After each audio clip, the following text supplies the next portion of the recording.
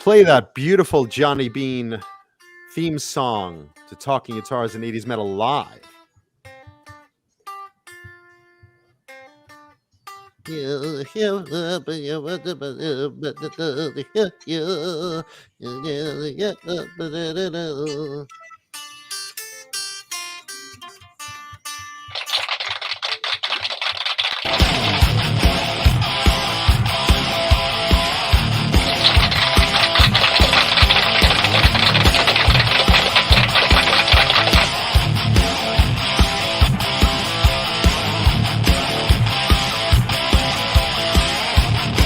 Hi, Alice.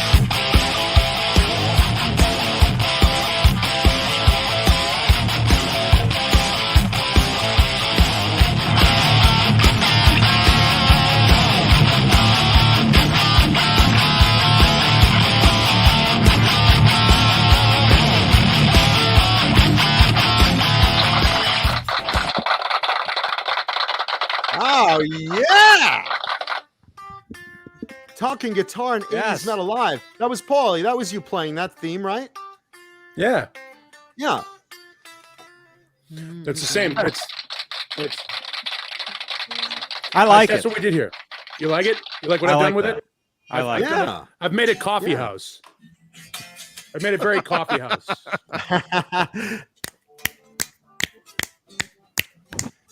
Nice. I'm getting my John Mayer on. There you go. There is nothing better than the Talking Guitars and 80s Metal Live theme song done by the great Neanderthal today. It sounds just like Johnny's original recording. Yes. It's a bootleg. It's a demo. It was the original sessions. I actually played on it. A lot of people don't know that. Johnny didn't compensate me for it because he needed to change his lights. That's that's the original ghost written recording. Yeah. Thanks, Keith Campbell, for reading Facebook. I pulled an Achilles tendon standing up to come into my office. I got up out of bed, planted my left foot, got up, I was like, ow! Wow, that's funny. I pulled my own muscle as well to come into my shower. Wait, literally? Because that's gross. Yeah, no, it was. Welcome to Talking Guitars and 80s Metal Live. Holy hell, are we live? These are guitars, and 80s metal will be discussed at one point. Yes. I don't know what point it'll be, but it will Most be. likely in about an hour and a half from now. Hey, don't you fucking Takes about start. an hour and a half to get there. Don't you start. Don't you start the Don't you- criticism. Don't you? Don't guy. you start the criticism. By the way, welcome back to the show, Gosh. Dane Zimmerman, everybody. The great Dane Zimmerman, everybody. Welcome. Well, I felt like I was under contract, so I didn't want to break my contract. You want to get paid, you show up. Yeah, that's the rule. It'll happen one day. Magic Man, we talk guitars. We talk do guitar. talk Wait, guitar. We talk Paulie, what's that in your hands right now? This is a 2010 FGN neoclassic vintage violin NLS 20. It is made by the Fujigen factory in Japan, who lost the contract from Gibson Guitars to make the Orville guitar Les Paul in Japan. And so they decided to put out their own brand of guitar under the FGN banner. This guitar has vintage 1980s Gibson T-tops in it. It is a beautiful Heritage Cherry Sunburst, well, more of a just a vintage burst more than anything else. And it is a beautiful, fantastic specimen of a guitar built better than most of the Gibsons of their time. You're welcome. So what you're saying in a nutshell is that is a guitar in your hands. This is a guitar. So we've spoken about guitars. Thank you. Dane, are you there? Yeah. There you are. What is that over your shoulder on the wall there? That Eddie Van Halen stripe looking thing what is that? That is just a little project that my old guitar player from a band about 5-6 years ago, he painted a Squire. We put a neck on it and we put a Seymour Duncan Invader in it. And we made named after Vinnie Vincent's favorite anal toy. Yeah. So that is what type of musical instrument? I'm sorry. An electrical musical instrument. But more specifically, it's a what? A replica of an Eddie Van Halen Frankenstrat. But Is that what you're looking for? He's classification? searching. He's searching for something. What class? What's the name of that instrument? What is it called, Dane? It is called a Strat. Okay, but what is a Strat? What? Stratocaster. Yes, but what kind of instrument is a Stratocaster? What general family It of is a musical guitar. instruments is it? There you go. Thank There you. we go. All That right, is guitar was what we're that is looking a for. guitar. Okay, Johnny, so my that is turn. Johnny, back to me. All right, this is a band from Norway. I love that band. Their lead singer is named Tony Harnell. Their guitar player's name is Ronnie Latecro. He is the Norwegian Eddie Van Halen with a little hint of Yngwie Malmsteen thrown into him. This is their first English-speaking album in the United States of America called Knights of the New Thunder. The band is called TNT. They put out about 6 records with this lineup, and then unfortunately they split apart. Tony Harnell left, joined Skid Row for a while, and then came back and has then since left TNT once again. The only consistent member of the band since they started out when they used to sing in Dutch is the guitar player Ronnie Latecro. Again, the Norwegian Eddie Van Halen with a bit of Yngwie Malmsteen thrown into him. This is what we call an 80s metal band. That is So that a is- great freaking record. This I would love be a band, that record. this would be classified as 80s metal. So that is an 80s metal band in your hand? This is an 80s metal band. This would be quintessential 80s metal. And therefore, we have spoken of both guitars and 80s metal. Show over. Actually, not show over, but now we can move on to discussing of the pulling of my muscle in the shower to We can do talk other about your mother. things. Yes, and what do you think I was masturbating to? My mother's a beautiful woman. That's a I good can't point. help it. I can't help it. Well, there's a whole category based upon that on porn. Yeah, it's called, I believe, Oedipus syndrome. Oedipus, Oh my gosh. or might be True, Oedipus. Scipio, I saw might that be concert Oedipus, but as well. I think it was called Oedipus. But Un-Oedipus. Ugh. let me tell you something. Only 2 people have been in my mother's vagina: me and my father. Rest in peace. Not at the same time. Well, I guess so. Actually, At one point, well, he was there first, and then you moved in and basically kicked him out for 9 well, months. you kind of swam in. Does that classify as a threesome? I think I had a threesome with my own It's a son. very good chance. By the way, that kinda bruise has crazy. yet to heal from 3 months in. Oh yeah. Yeah. That's where cleft palate comes from. Who was Clef? Was that another guy I dated? Maybe. Yeah. Janice Lala, you're on thin ice, man, Cuda. Janice is hitting the dump button any second. Janice, I want you to come on and be our editor. So, like, you know, that 7-second delay button you Our get on moral TV compass. when a curse is, and then you just, the second I get on, you're getting ready with that dump button, and the minute I drop an F-bomb, bink, bleep. There you go.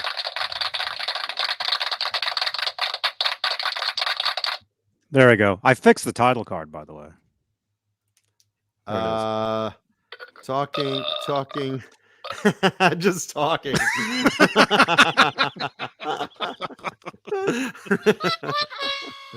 Oh no, they're still talking. They're still talking. Well, look at False Flag. False Flag, he was, for the record, like 7 minutes into the show, False Flag's already like, money. I'm giving you money. You're like, Johnny's like the stripper at False Flag's titty bar.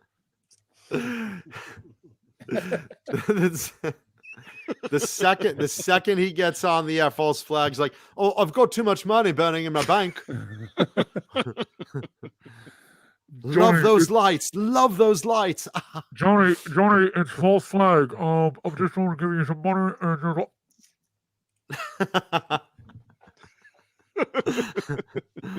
Can't wait to. I wonder if I could change it to red. Perhaps red. Yes. Change those lights. That's actually a good one. The red one. Ooh, the red one. Let's say hello. You're right, Leo to... Safko. Johnny didn't do anything. He didn't do nothing. It wasn't me. I like how Johnny has his hands up like he's showing. I didn't hit a button. I didn't hit a button. He's got the foot pedal like on his Marshall amp. But let's say hello to our executive producers, the big bosses that are surely in the house, ready with pad and paper to criticize everything we do today. Executive producers David Ennis, Oh, is that them? Oh, they're making fun of us already. David Ennis, Vinyl Freak 5150, Mike Neese, Music Therapy Laz, Majestic PBJ and J Cat, Wayno, False Flag already dumping in the cash, Sherman Callahan, Andy Carson, Michael B, R Habs, War 1AG, The Chad, Linny Lou, and my little geriatric sex kitten Mary. Ooh, would I like to bend you over that wheelchair and get in that hairy muff? Really? James Really? Gum, John Moronic, Stephen Franklin, Michael the Captain Smith, Thomas Santiago, Joe Christian, Jameria Hawkins, and Steve Carmichael. Steve Carmichael. Steve Yeah. Carmichael. Those are Ned. the executive producers of the show. Those are the people that are getting sued for all our ridiculousness. I would like to also wish a belated birthday to executive producer Wayno, who didn't die this year. Congratulations.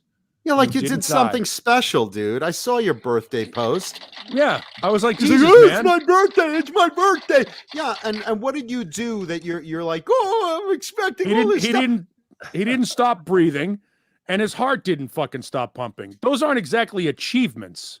Yeah, really. It's not much of an accomplishment, man.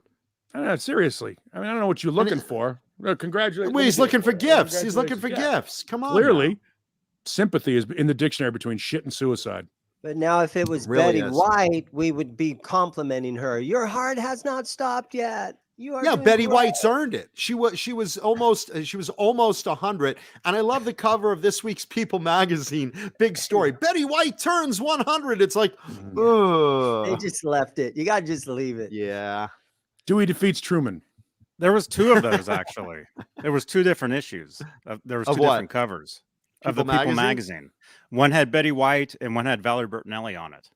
Well, And I Valerie think- Bertinelli's still alive, so they I got think it they half right. switched. They switched to the Bertinelli one. Or They John should've just Biel, what was the left it deal? there. I saw that. John Biel. John Biel on call right now, like an EMT worker. Go ahead. The BL signal. Nope, wrong one. There we go. That's what we're looking for. Dun, dun, dun, dun, Saturday dun, night. dun, John dun, Biel. dun, dun, dun, dun. Show me what you got. Yeah, you know what? Let's start off with that Can't Drive 55. Fucking rest in peace, Danny Tanner. There wasn't a nicer guy in Hollywood than Bob Saget.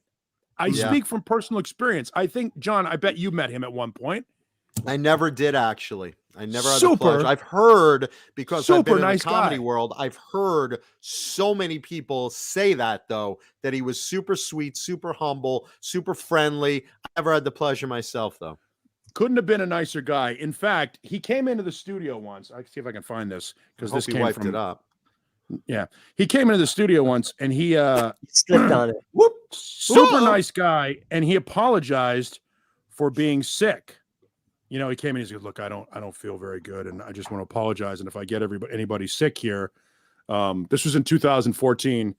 You know, I just want to apologize in advance." My old morning guy, I used to program a radio station here in Phoenix. My old morning guy sent me this voicemail the day Bob Saget died. He goes, "Do you remember this call?"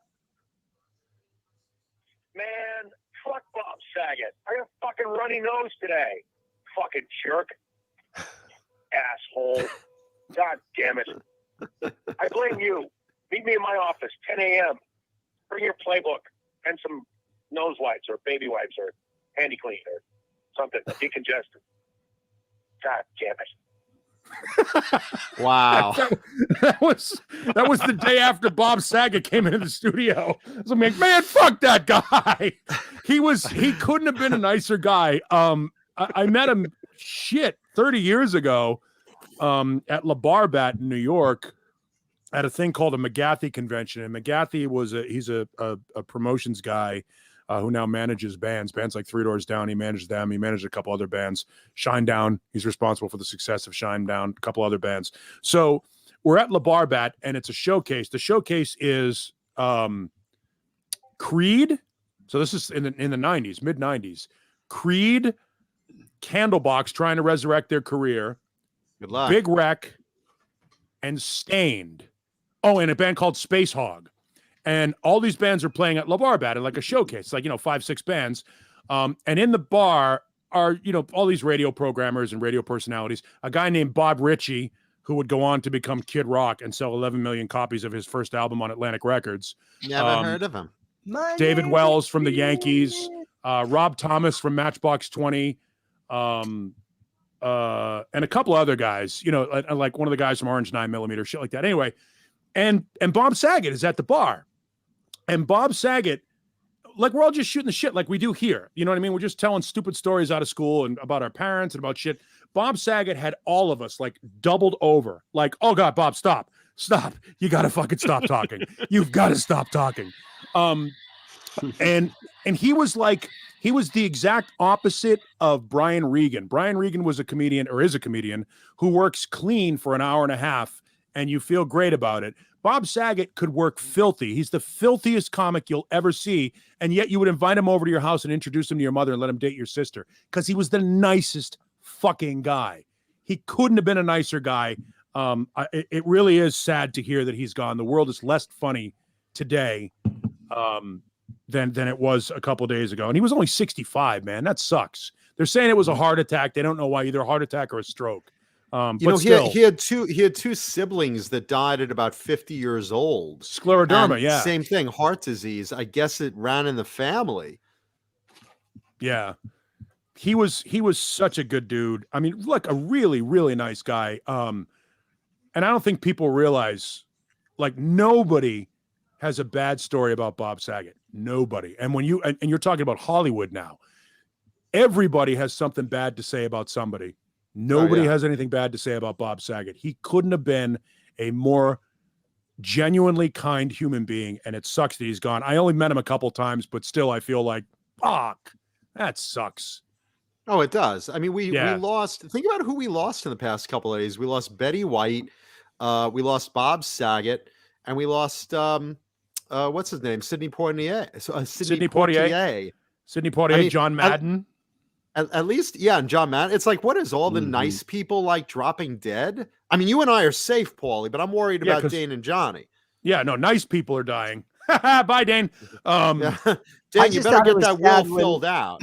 When I heard that Bob Saget died, I was just like, I hope it's a good way of going. Like, clutching your chest, falling Bob in the Denver, hotel room? Crashing his airplane, or wait. Sure, that was not a good death for Bob, John Denver. Bob no, Denver? that's a good Gilligan? way of going. You don't just want to have a heart attack and Bob die. Denver didn't You wanna- crash an airplane. You got him Gilligan? confused with John Denver.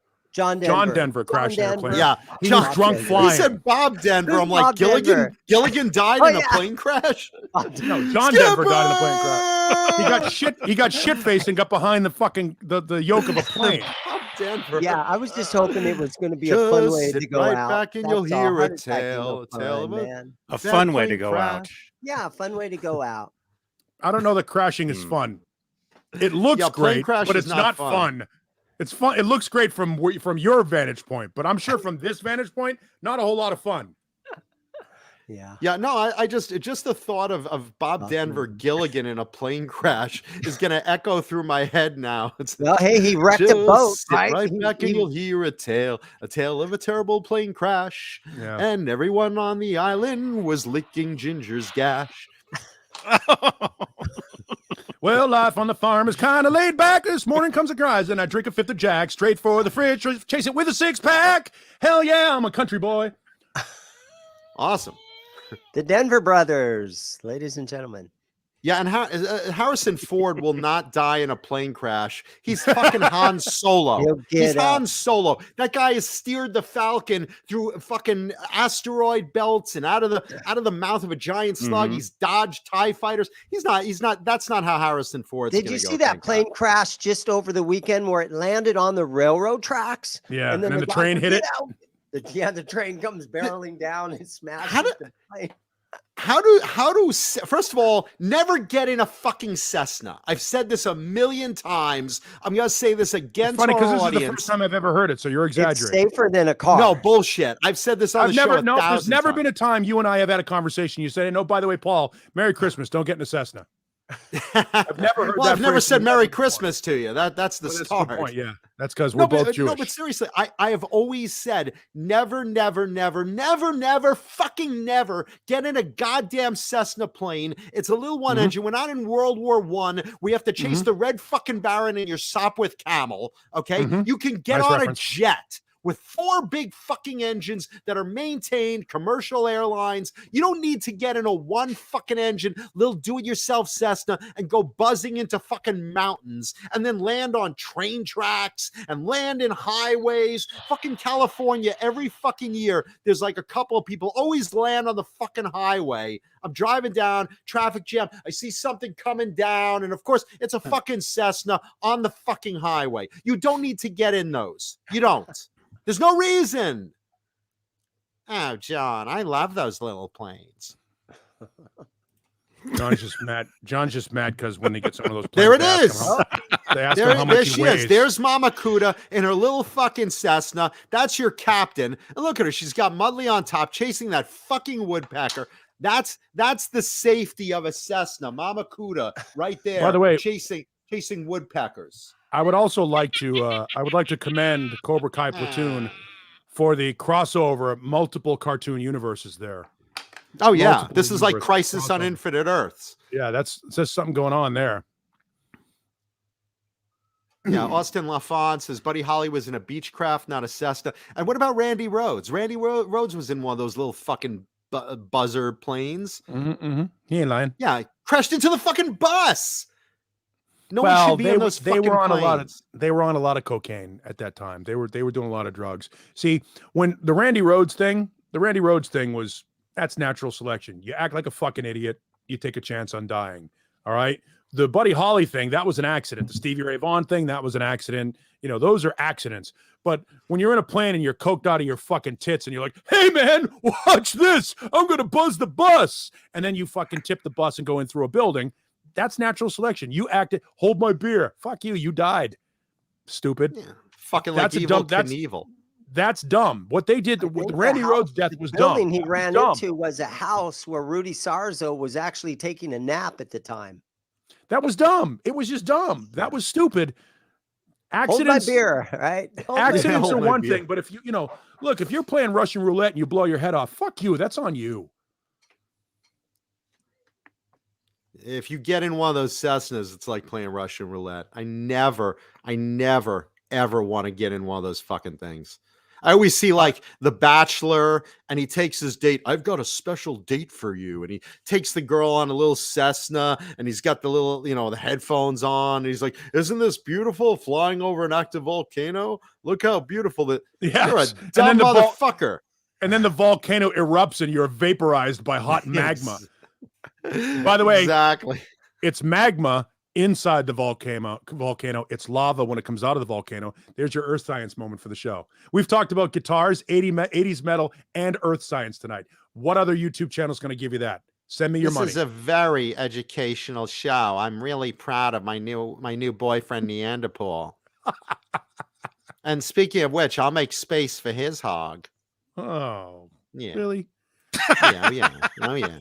Oh, my mother wouldn't stop talking about you all this week. She's like, I wonder what Neanderthals got planned for our date tonight. I hope he brought those Magnum condoms. This wouldn't it be suck if you had to call me dad? That would be really fucked up. I'd be like in the next room with Blue Rhino with a pillow over my head. Ow, ow, ow, ow, deeper, Paul. Ow. Oh, gross. Stop And I'd be like, animal. Oh, I love his hog. and she'd be like, talk dirty to me, and I'd be like, Baruch atah Adonai, Eloheinu, melech haolam, Borei pri hagafen. Give it to me good from behind. Baruch atah Adonai. I'd be like, you ever see that Woody Woodpecker cartoon? It wasn't Woody, but it was this guy, Mr. Twiddle, and he had to get away from noise. So he's in a fucking hotel where you gotta be quiet. And the next room, there's someone with a trombone. He's like, could you please stop? Could you please stop making noise? My nerves. And that's the guy. That would be me in the next room, hearing banging on the wall. That's my mother's head as Neanderthal takes her from behind and fucking starts screaming out, "You're a cowgirl! You're a cowgirl! You're a cowgirl! You're a cowgirl! Oh, brand me!" You know. These are the nightmares I have, you know. Oh God, I love the taste of this, Paul. Mom, no. And then you know, I hear a knock at my door. I'm like, Mom, what is it? What do you want from me? I just want to kiss you goodnight, dear. Wait. All right, now I'll kiss you. Oh. Ugh. Which reminds me of one of my favorite songs by Pig Vomit, which is a real band that Howard Stern hijacked and renamed as Pig Virus in the movie. Pig Vomit has a song called "Did You Ever Wonder?" And the song goes a little something like this. Here it goes. I know Did that you song. ever wonder if your mom gave dad a blowjob just before she kissed you goodnight? Yep. You're welcome. Well, no, I was just licking it a little bit. I didn't. John, just give your mother a kiss. and your mother is not like, with tongue. Right That's there. for Paul. Your Not mother with is like- tongue. That's for Paul. Looking like Gene Simmons. Ah, there you are. I'm willing to take Paul balls deep for a nominal fee. Paul, look what I got for you. Oh, cool. Did you get that from that kid? An Ace Frehley style strap. Yeah, I did a trade, and he goes, "Dude, trade me this guitar for that one, and you can keep the strap." And I said, "Okay, cool. I'll give it to Paul." Sweet. Strap Thank you, Dane. on. Strap That's awesome. on. That's great. That'll go great with one of my Ace Frehley Les Pauls. Thank you very much, Dane. Yeah. That was see. This is what happens when you're really friends. No one you ever saying that gives we're me friends? a guitar strap. You what? I didn't hear what you said, Dane. Does this mean that we're friends? I think we were always friends, weren't You we? can always admit friends? it to everybody in the world. I've always admitted it. I'm still not giving you my address. And you'll be better friends if you'd swallow before you're speaking. That's what your mom said. we It's funny friends? that you For do those, that. I happen to have a mouthful of kernels. Hey! Oh! Delicious Chocolate Colonel's covered gourmet something or popcorn other. and more. Now, Dane, next- while you were gone, two people said they were getting you some delicious kernels. Did those shipments arrive? Apparently. They did. Yes, they did. And what did you get in those? What do you get? I see you're holding your nutsack there. What is that specifically? By the way, just while we're getting into this, Bozique says he thinks that guitar strap is an Angus Young strap. Ace Frehley was famous before Angus Young. He did it first. Interesting. So a lot of the chocolate stuff, which I love. So what specifically you got there? What is that? That's cashews, chocolate And then, cashews. Yeah, and then this box. There which you opens go. up from the side, Ooh, Nope, not at all. look at and that. it's got a lot of popcorn in it. That's the regular popcorn. That's the movie popcorn. That's my favorite. That's some good stuff right there. And then it's got this looks like buttered popcorn. It does look like buttered popcorn. You could read the label and it will tell you what That it could be is. cheese. That could be cheese. I don't think they've labeled. They don't. They usually don't. Did that person mention Johnny Beane or Jay Hannon and get extra product? Because it looks. I have like no it. idea, but hopefully they did. Right? Who was Do the you know lovable who person? sent that to you? Yeah, who was the lovable person that got you that? There should be a Usually note of includes some something sort. in there. Yeah. He didn't give a shit. He just opened it and slammed his face in it like a feed bag. Cookie Monster. Oh, nom nom nom nom. Oh, nom nom nom nom. Oh, Yes, this we so know good. we know it came from Colonels, but who gave Alice just sent me kernels, some. Alice Who is- Martinez. Look And at I Alice. Alice think Janice- Martinez. Alice sent some. Thank And you, And I Alice. think That was Ja- great. Janice sent me some. They felt bad for me. We all feel bad for you, Dane. Yeah. That was very sweet. Got their sympathy. Yep, right in the dictionary. Shit, sympathy, suicide, right there. Sharon Is that another Willdollar. one? Yeah, you get 2 boxes. You'll never eat all that popcorn. You're going to have to give some to your girlfriend, let's who see will what's in certainly that eat all one. that popcorn. Let's see what's in that one. Who's that one from? Wow. Is that more kernels? Janice, Yes. or- He's got Holy more shit, kernels. that's a smaller box than kernels, but that's a good box. Janice nowhere near as generous as Alice Martinez, but let's not pit them against each other. I'm kidding. It's awesome. Anytime anybody does something nice like that for someone, that's fucking awesome. Right now, Mama Kuda's watching, drooling, thinking of kernels. She loves Kernel's gourmet popcorn. Oh, look how lucky Dane is. Look, more delicious. He got every. Oh, look at this. Dane got another bag of diabetes. Chocolate cashews, delicious. Yeah, I gotta slow down on these. That's for sure. No, you don't. Look I at don't you. have to eat the whole pack. I won't eat. You look the like a whole- Chunk Care them down, commercial. man. Eat some fucking chocolate. Oh, and this one Chunk 'em down. contains all cheddar. Oh Ooh. man.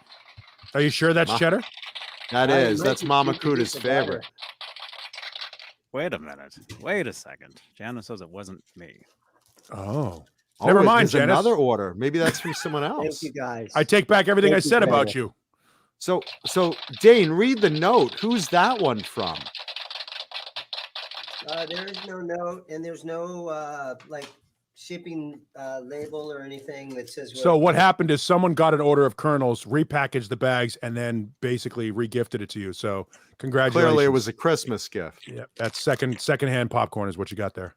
Enjoy your kernels, gives a Mama shit? Eat it. Kuda. Is that what that says? Thank you, though. Whoever did send it, I know Alice did. Thank you so much. You sound like you got a little bit of the Alice- crud. Dan, you got a Alice little bit of a sent cold you going on? one, and I think that one might be from Lenny I'm Lou fine. and Mary. Yeah. That one might be from Lenny Lou and Mary because I know she sent some. Lenny Lou. Lenny Lou, yes. Lenny Lou. Lenny Lou.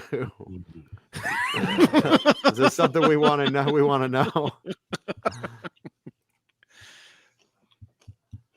Whoever sent Yeah. it, thank you so much. And Well, send, Alice Martinez sent one shipment. I believe Thank Lenny you, Lou and Alice. Mary sent the other. Thank you, Mary. And thank you, Delicious Kernels Gourmet Popcorn, proud sponsor of Talking Guitars and 80s Metal Live. Well, I don't know If how you- proud they are, but they're No, sponsors. they- They're tolerant, at least, like all our other sponsors. They They're very haven't tolerant. pulled out, which is Yeah. what your father should have done. He really should have, especially Mm-hmm. since we only did it once. Is that my dad right there? Yeah, once. Oh, wouldn't that be fucking just justice? Hey, By the way, so Mancuda, I hate you so much. I'm your father. your mother was at the show and getting her way backstage through a way of Sweet. oral fixation. Sweet Judy Blue Eyes is about your mother. I blew it in her eye. And her name is Judy.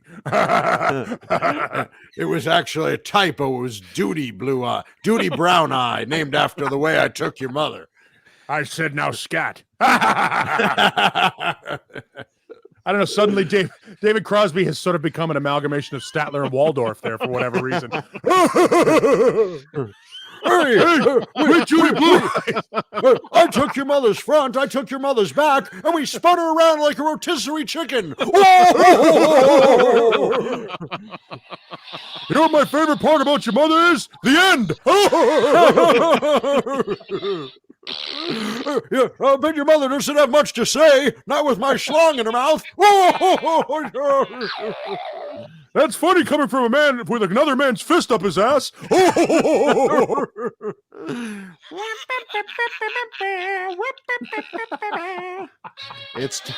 It's time to fuck Mancuda. It's time to bang his mom. It's time to beat my ass like you're beating on a gong. So I'm guessing your mother's not going to take my calls anymore. Well, as long as she takes your load, that's the important thing. So, Well, you know, Ugh. you are look, you need it. Look, how the hell else am I going to engage in stepfather porn if I'm not banging your mom? look, you've got to do what you've got to do to get to my mom's heart. She's a lonely woman. She's a good woman, and she needs a good man like you. She's a woman with an estate plan. There's no estate. Fuck you. It's You're your a nice- estate. It's your Dude. estate. It's your You're a- estate. Which It will be. Get a hold.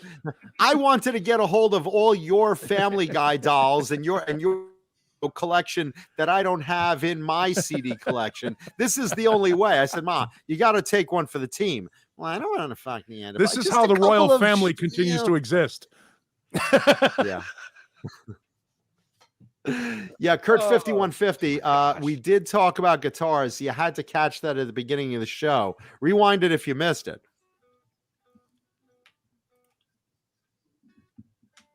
Yeah, Blue Rhino's getting it all. Blue Rhino is my heir. I do have It to all say trickles that down to TNT Blue album, Rhino. that TNT album that we were talking about for a long time there at the beginning of the show, that is a great album. I pretty much grew up on that record. Oh, yeah. And no, it's a fantastic record. We even covered that one tune in the one band I was in back in the 80s. We are rulers of the ocean. Kings of the Seven Seas. Yeah, we covered that. That's a great riff. That's a good, cool song. That guitar player kicked major ass. Yep, Ronnie And then they Latecro was put out there, and then they lost their lead singer, and they got another guy. And that's when they did that song, 10,000 Lovers. No, Tony was still in that band. The first TNT record had a Norwegian singer. They did it all in Dutch. They sang the record in Dutch, and then when they put out Knights of the New Thunder, this is when they started singing in English.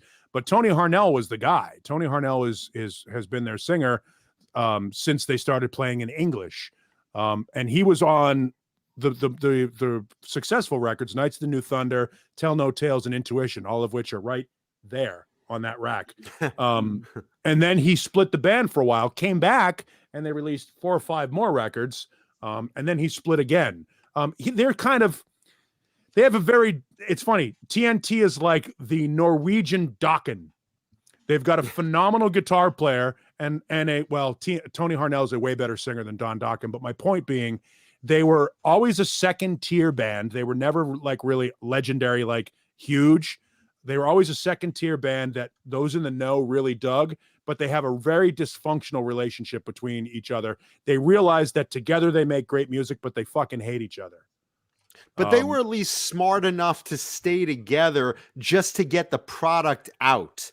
Yes. They went on the road. They got the albums out. They didn't pull this bullshit of, we're not talking to each other. We don't want to make music. We're not getting together again. No, they were smart. They're like, we got to go and get a paycheck, and let's get together in the studio. We tolerate each other for a week or two, and we go. That was it. Here you go. And Ronnie Latecro is really underrated. We've talked about him on the show before. It's because he's non-American. Yeah, he's a really good guitarist. There are a lot of these Euro and Ronnie Latecro is a lot like Akira Takasaki, another great non-American guitar player that is phenomenal, but nobody in this country gives a rat's ass. And I don't think they even toured here. Did they ever have a tour? I kept waiting. Man, TNT is going to open up the Priest or something. They we talked about it earlier in the chat, or somebody referenced it earlier in the chat. One of the bigger tours in 1987, 88 was Stryper, TNT, and Loudness. That was a big tour. They were playing sheds and arenas, and that was when Stryper had their. I missed that one. Stryper had a small window during To Hell with the Devil, and in Rock We Trust, when they had 2 or 3 songs that made it on MTV, so they got a chance to do a headlining tour. And it's funny that we mentioned Ronnie Latecro and Akira Takasaki in the same sentence because they were on the same tour, and they were fantastic. So quickly, here's your TNT rundown. Knights of the New Thunder. This was the one that sort of introduced them to the United States.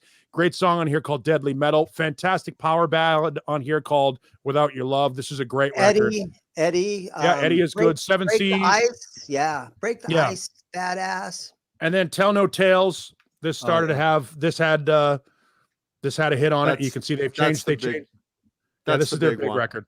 And this had, what was the fucking big hit off this one? 10,000 Lovers in One. Yeah. 10,000 lovers. Yeah. 10,000 lovers. Yeah.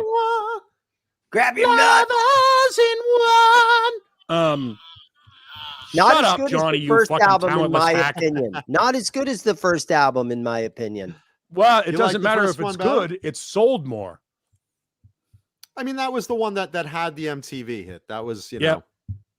And then I Intuition. mean, they're all good. Yeah. Intuition was another pretty decent record. This is when they started to lose it though, and this came out. I think this came out in like the late 80s, early 90s. Wasn't So there that a was good sort of ballad on that one? If I remember right? yeah. Ordinary Lover was pretty big. Tonight I'm Falling. You know, a couple of decent songs.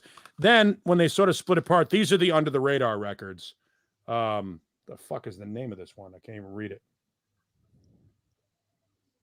Boy, I got to put my glasses on. Hey, Grandpa, are you sure you need to you're do that? old. Hold on. No, Paul. it's dark in here. Realized? Can you read that?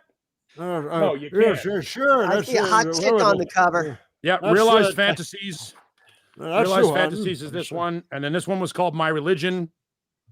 And then the last one that Tony Harnell is on is called All the Way to the Sun. And there's a couple. What percentage of kick-ass records back in the 80s had a beautiful girl on the album cover? A lot of I would times even say the they would. 70s. See, the 70s was even more probably. A lot of the times they put a good-looking girl on the album cover to hide the fact that the music in the album was terrible.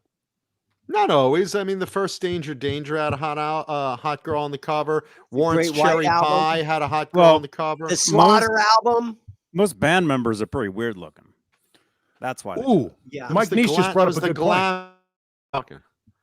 Mike What? Neese brought a good. I should go out there and just sing Tony Harnell songs at like 3:00 in the morning just to fuck up my neighbors who have been blowing off fireworks for a couple of months. Yeah.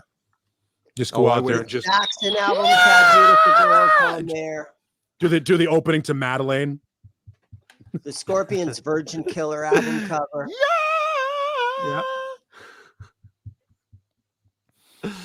Nice. So Oh, your neighbors. Fuck your neighbors. yeah, my neighbors suck. Paulie, could you play that album, a little bit of that album at full volume, perhaps with the speakers aimed out your window? Yeah, maybe I'll do Just that. so, I should do that. to refresh us. I should do that with some SOD, like grab some SOD or Nuclear Assault and just fucking point the speakers out the Speak English or die. or run it through 3 one of my a.m. stacks. Run it through 3 a.m. Another oil spill! Daisy chain both of my stacks because I've got 2 stacks. Daisy chain my stacks and just run SOD through them and just point all the cabs out off my back deck. I got a full PA system in my garage. I have a PA system too. Yeah, Give him your address and he'll bring it over. I could daisy chain the whole thing. PA system. Hook up the PA system, 2 stacks, and just run everything in series to it and just pump it all out. You know what's really funny, Paul? You don't realize it, but you're gonna go over to that neighbor's house one day and you're gonna bang on the door. You've had enough. You're gonna bang on the door. Who the fuck lives here and is launching all these fucking fireworks? Dane opens the door. Oh, hey, you came over. By the way, that neighbor still has his Christmas decorations up. Take them down. It's over. Take your fucking. It's over. Christmas It's decorations over, down. Johnny. Take them down. It's over, Johnny. Yeah, wouldn't that be great if just take some SOD over there? Fuck the Middle East. And thank you, Kurt5150. Happy 24th wedding anniversary, man. Oh, look at you. Yeah. I made it Yeah. 26 years before she walked out, so you got a couple more. Go, enjoy. Remember, the more you stay together, the more she gets in that settlement. That's a good point. Let's say hi to everyone in the chat, by the way. I'm just looking. Lindy Lynch is checking in on Dane. Hi, Lindy. Lindy's in and out of the chat. Wow, he It's said very that funny. way creepy. Hey, it's funny when I talk to a Hi, beautiful girl or Lindy. any women, my voice always goes up like this when I talk to girls. He's fucking Peter Brady. When it's time to change. Let's see. Chris Bevan wants to know thoughts on Samek and Greg Bennett guitars or Neanderthal. I think thoughts on that. I think Samek guitars are very good for the money. Samek is one of the big South Korean manufacturers that makes good budget and intermediate level guitars. They made a lot of guitars for Epiphone for a while. I've not played Greg Bennett guitars. I know it's basically Samick under an American name, so people can give them an idea that it was a boutique guitar maker. I don't have any experience with Greg Bennett, but the old Samick guitars are pretty well made and a decent value for the money. I've never played either of those, so I can't keep. I can't You've even. probably chime in. played a Samick and don't know it. That's the thing. They're one of those guitar manufacturers that makes import guitars, and for other companies. They're one of the big ones that do that. They're one of the factories that gets. They're one of the that top gets- 3 in Yeah, it gets contracted to do that. So you've probably played one and don't even know it. If you've played like under a another budget- brand name, like an import Like- Kramer or something. an import Kramer, import BC Rich or Hamer, Okay. or what's the other? Well, import BC Riches were made in Nagoya, Japan originally, and then lately they've been made all over the place. World Music. World China Music and in South Korea Korea, makes them. and Yeah. Indonesia. Okay. No, But Samick- World Music put a big guitar out today. Which was? What is this? The PRS Silver Sky SE came out today. Yeah. And Yeah, the factory Zeus! that was producing that guitar, that's the only guitar they've produced in the last 6 months, and it's been hush, hush, hush, hush, hush until today. The brand new PRS, made in Indonesia SE, has officially launched today. I got And it. I already have guys calling me. I got an email from somebody because we were talking about the Indonesian gems on Saturday night with Jay Hannon. And somebody had said, hey, I disagree with Jay because Jay said that the Indonesian guitars were substandard to the Japanese guitars. And he's right. That doesn't make them bad guitars. I agree with just both like- that. Yeah, just like when, there was a time when Japan was looked down upon as a guitar maker. And now they're considered equal to, if not superior to, most American guitar manufacturers, and probably the best value for your dollar. Then South Korea went through the same thing. South Korea had become, the sort of the whipping people for import guitars, and their quality has gone way up. And then China got beat up on for whatever reason, and their quality has improved to the point where they're seizing these, Chibsons and all that stuff at the border, and they're faking out a lot of people who know how to identify a well-made American guitar. I'm not saying Chinese guitars are good. I'm saying the quality has improved to the point where now it seems to be Indonesia's turn to sort of step up and create better guitars. And certainly Ibanez's Indonesian imports have been fairly good for the money. Now, are they the quality of Japanese? No. Are they the quality that coming out of Ensenada? No. But, if you're going to spend $350 on a guitar, if you're not going to buy a used, a Mexican Fender, or you're not going to buy a used Korean Epiphone or whatever it is, and you want to buy a new guitar for less than $500, Indonesia seems to be a decent country of origin for new manufactured guitars for that price point. Yeah, but you know what? I say this all the time. I would rather buy a used USA guitar in the hundreds of dollars than a new Korean or Indonesian guitar. I'd just rather get something vintage and used in the I'm with lower you. end. No, And some of the I'm with you. Japanese, like like an a BC Rich NJ series, which for those listening is not New Jersey. It stands for Nagoya, Japan. Those are in the hundreds of dollars for the bolt-on ones. I'd rather have that, which is really well made, than just some of the newer, marked up stuff. And ladies and gentlemen, look down below. That is the great Jay Hannon from the band Gizmachi. And again, I'm not saying they're the same quality. And that's one of the things that I think a lot of people hear Jay's when gonna they hear get that it's super jealous. when people hear it's not the same or not Don't get as jealous, good. Jay. Let me explain something, Dane. Jay has a beautiful home, a wonderful music career, a gorgeous working wife, 2 beautiful kids, and he's handsome as all get out. My mother diddles her clit to him every night. Don't get offended, Paul. And he Don't is get not jealous of jealous my of a bag popcorn. of popcorn. He's He not is. jealous By the of way- a bag of popcorn. By the way, Jay is the guy you name drop to get more Colonel's popcorn. He might even be a silent partner or somebody with their money laundering through. Dan, you're not impressing him with the popcorn. Just saying I'm not trying to kill your vibe, but you're not Actually, impressing Oh, him. Dan, look. show not impressing him. show the chocolate covered cashews. I think that's what Jay likes. Yeah, Jay because loves when he those. gets munchies, that's the way he goes. Yeah.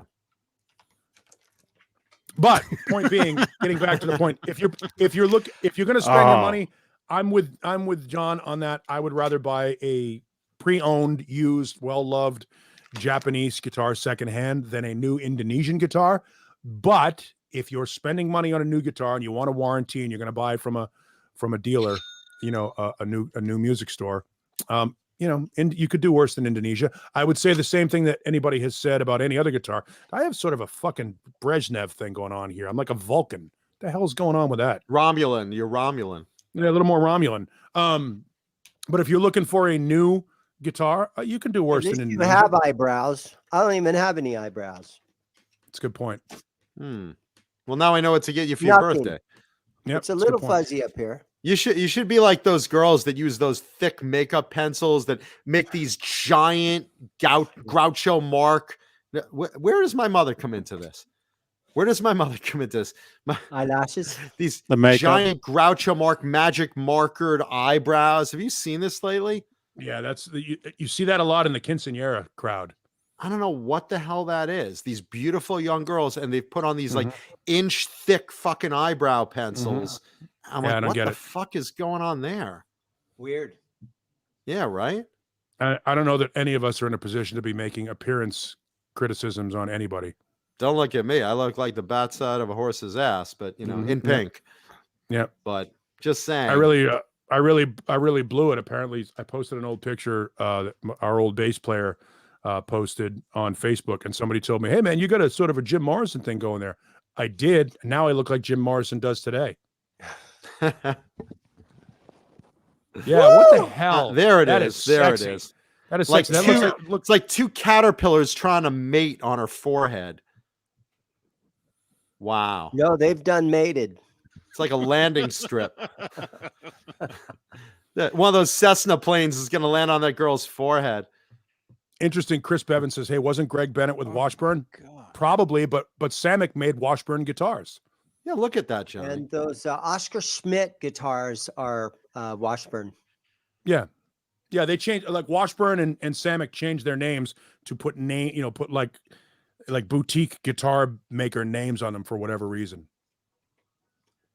And Jay makes a good point. Indonesian, play it first. Consistency is part of the issue. There are diamonds in the rough. I'll agree with that because the new Kramers, and I've said this on the show before, I've played them at NAMM. Some of those are really, really good, specifically looking at the Night Swan with the R2 nut.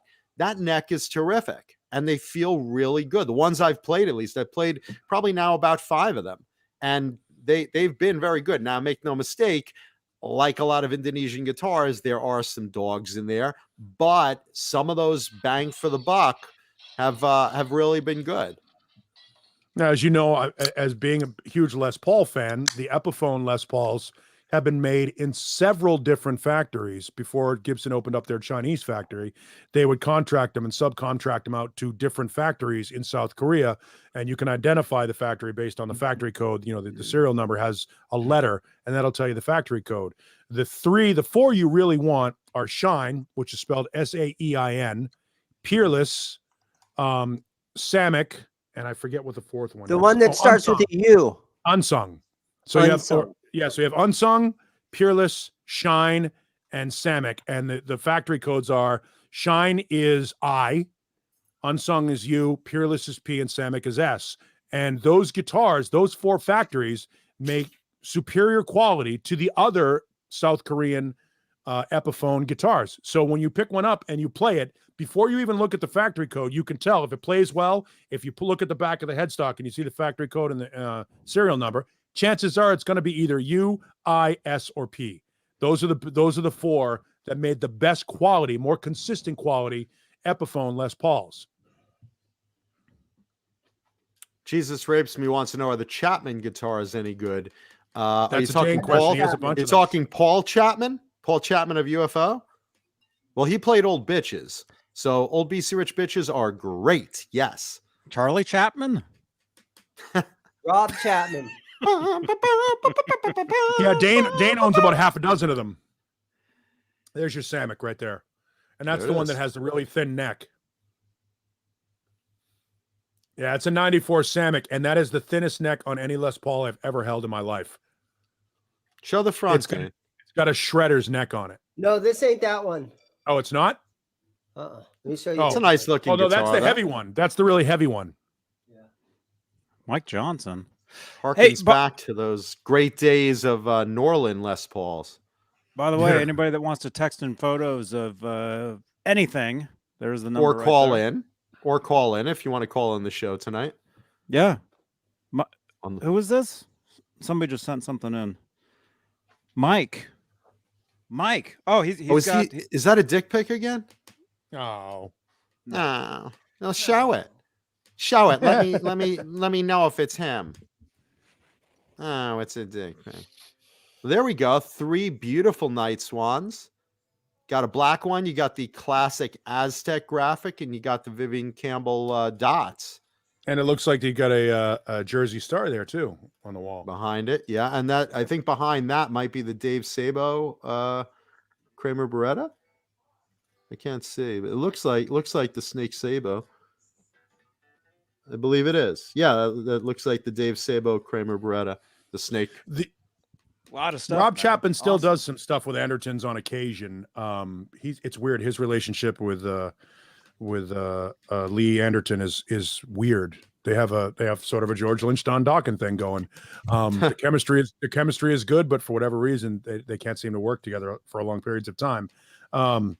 Chapman guitars were made by World Music for a while. In fact, on Rob's YouTube channel, there is a tour of the quote unquote Chapman Guitar Factory, and it is in fact the World Music Factory. And you can see while they're cutting Chapman bodies and showing the Chapman bodies on the back rack, there are guitars sitting there for drying and for curing. And you'll see BC Rich, you'll see Washburn, you'll see PRS, and you'll see Gibson guitars all in racks. World Music makes all of those. They don't make their own guitars. In fact, some of the newer ones, the new World Music ones, will say on the back, this one isn't one from there, but I'm just using the headstock for example. It'll say proudly made by World Musical Instruments for whatever company it is. Nice. And just real quick, I just want to give a quick shout out. Of course, we're an hour into the show. I want to give a quick shout out to everyone in the chat right now. Just do a quick little roll call. Magic Man, John Doe, War 1 AG, Bozique, Mike Johnson, Nightbot in the house, Wayno in the house, Kentry 55, Vistalite 1972, Keith Campbell, Leo Safko, Jesus Rapes Me, Renus Pinkle in the house, Symmetry, my man in the house, Symmetry, the great Jay Hannon of the band Gizmachi in the house, Browns fan in the house.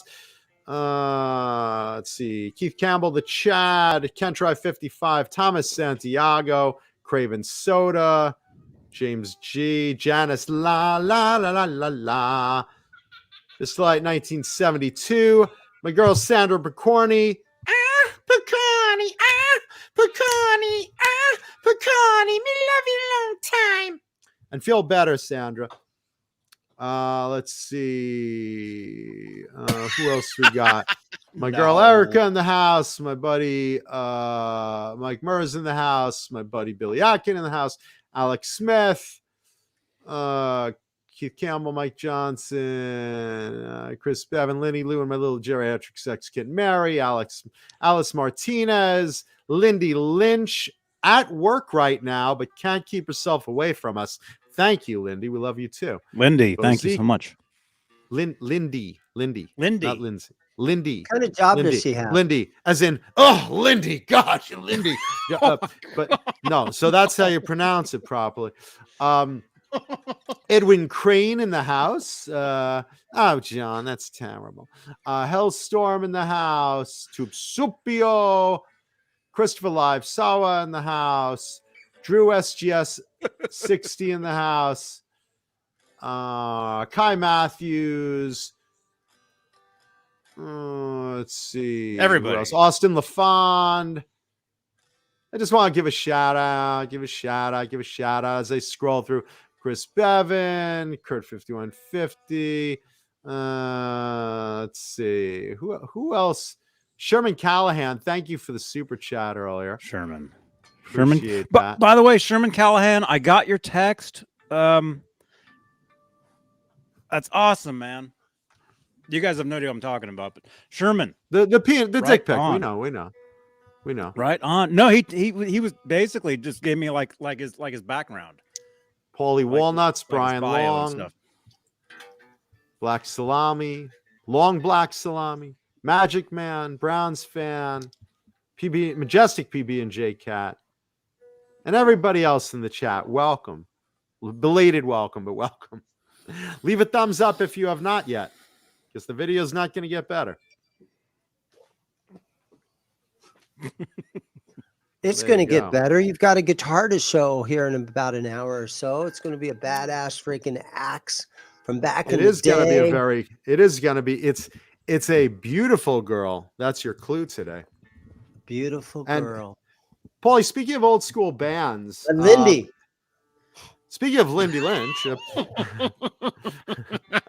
Lindy. go ahead, Dane. What about Lindy? What do you want to say about Lindy? No, isn't that what the guitar made by Lindy? Didn't she make guitars? Oh, Lindy Oh, Fralin pickups. Lindy's the beautiful girl, is what you're saying. Yeah, it's got Lindy Fralin pickups in it. Well, Lindy is a beautiful girl, Lindy Lynch. Thank you. Thank you for being beautiful and watching the show, Lindy. We appreciate that.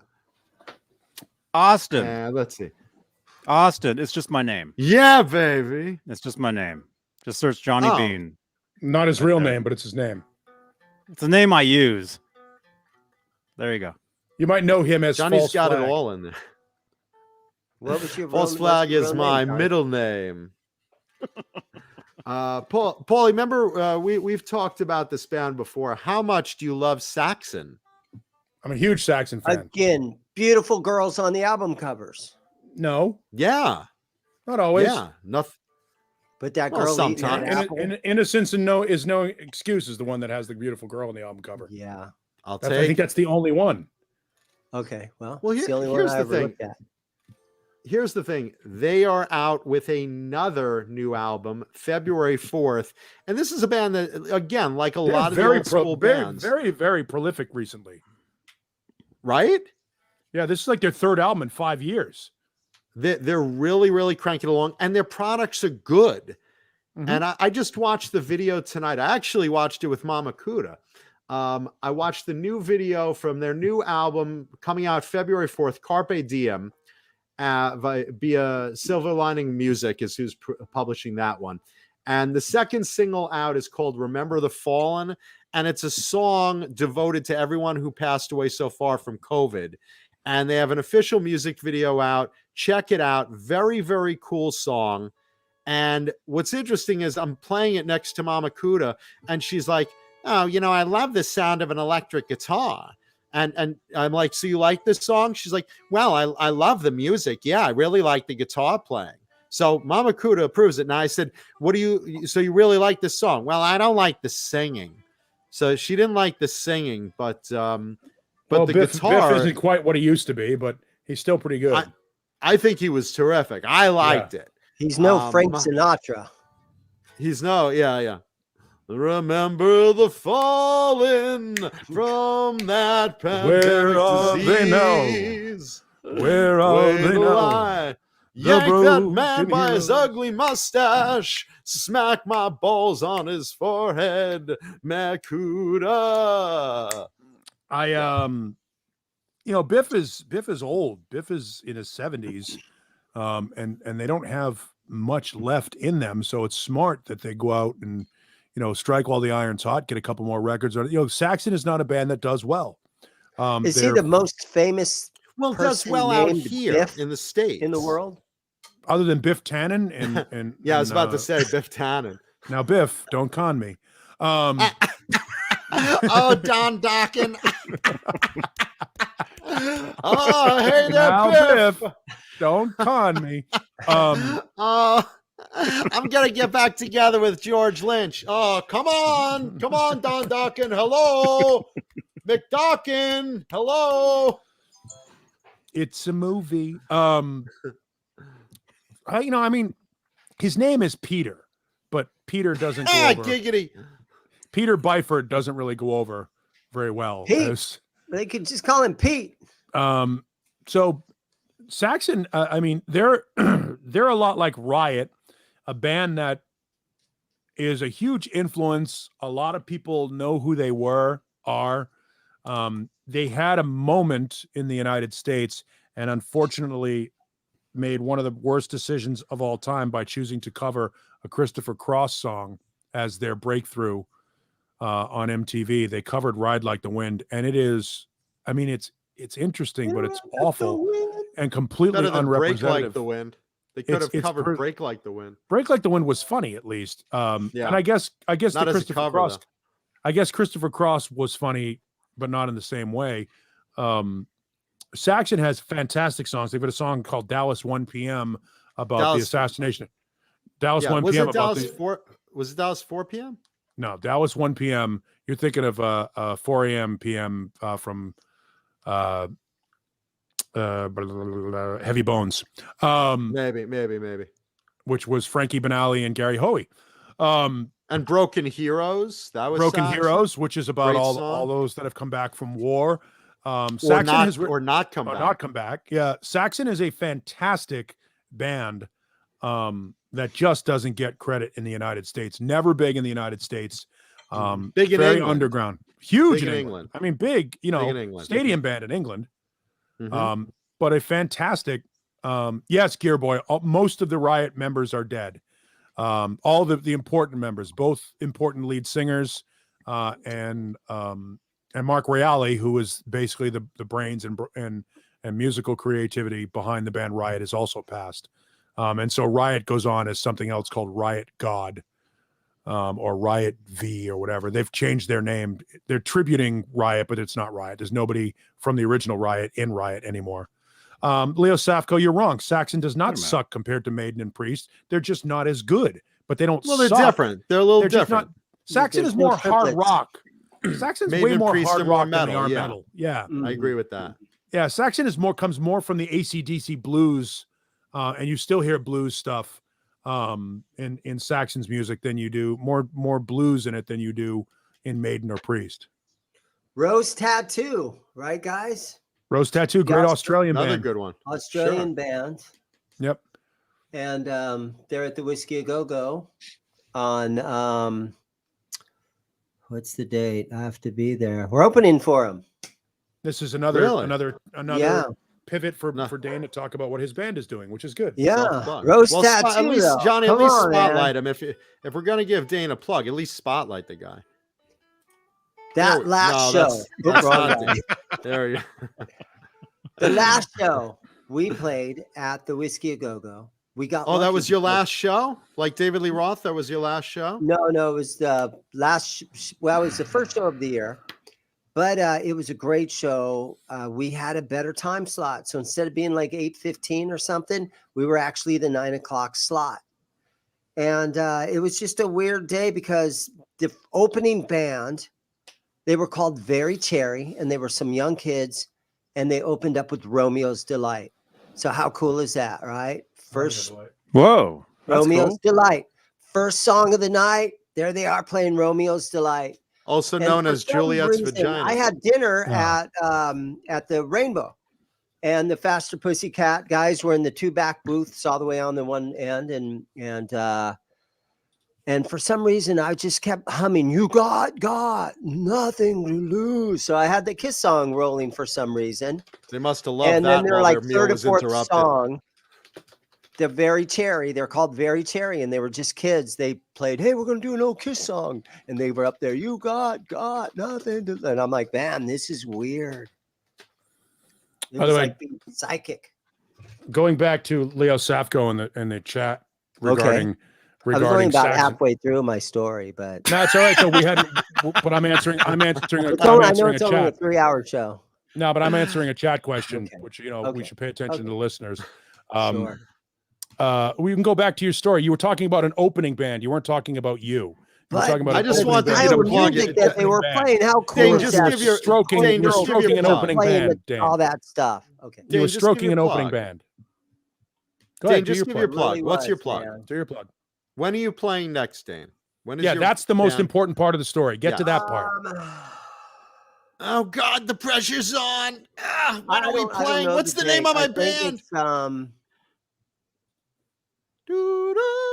I don't know the next date, but Just point but out your ear and say I John think BL. it's That's what I do. Friday, the February. I don't know. You'll have to see when Rose Tattoo's playing.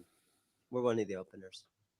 Okay, what is It the was a name of cool your show. band? The As I Whiskey was Dogs, walking right? out of the whiskey, I had my bass in my gig bag. It was over my shoulder. I walk out the whiskey. Really nice car pulled in, and Eddie Trunk jumped out with two beautiful women. And Eddie Trunk is looking good, and he had his mask on, but To I talk could to just you? look at.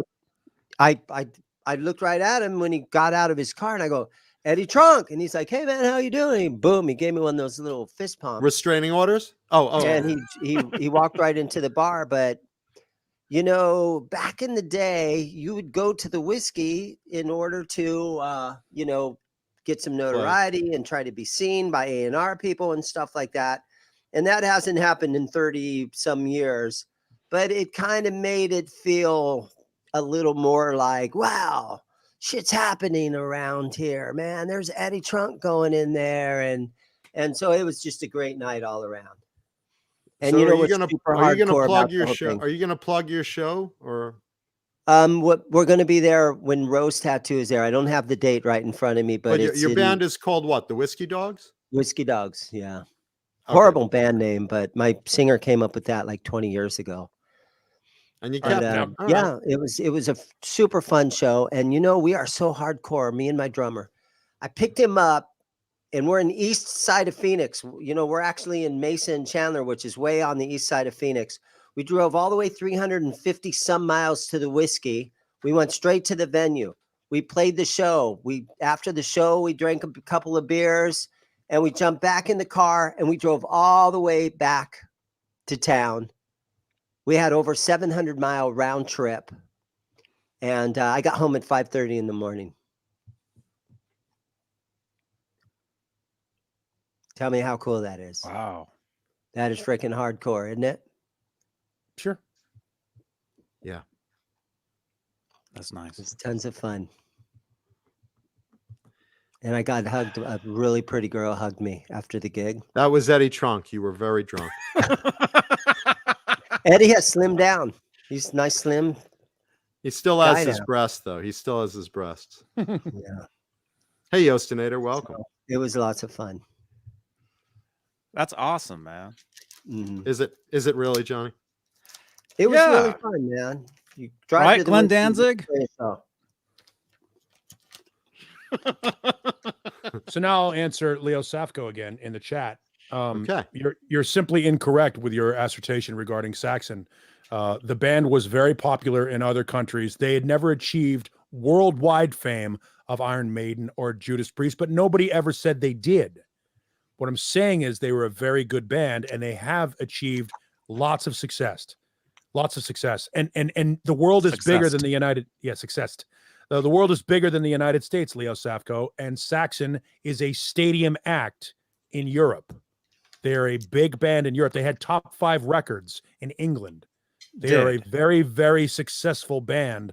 No, they're not on the level of Iron Maiden or Judas Priest, but very few They don't bands have to are. be. Yeah, very They few don't have bands to be. are on the level of Iron Maiden and Judas Priest.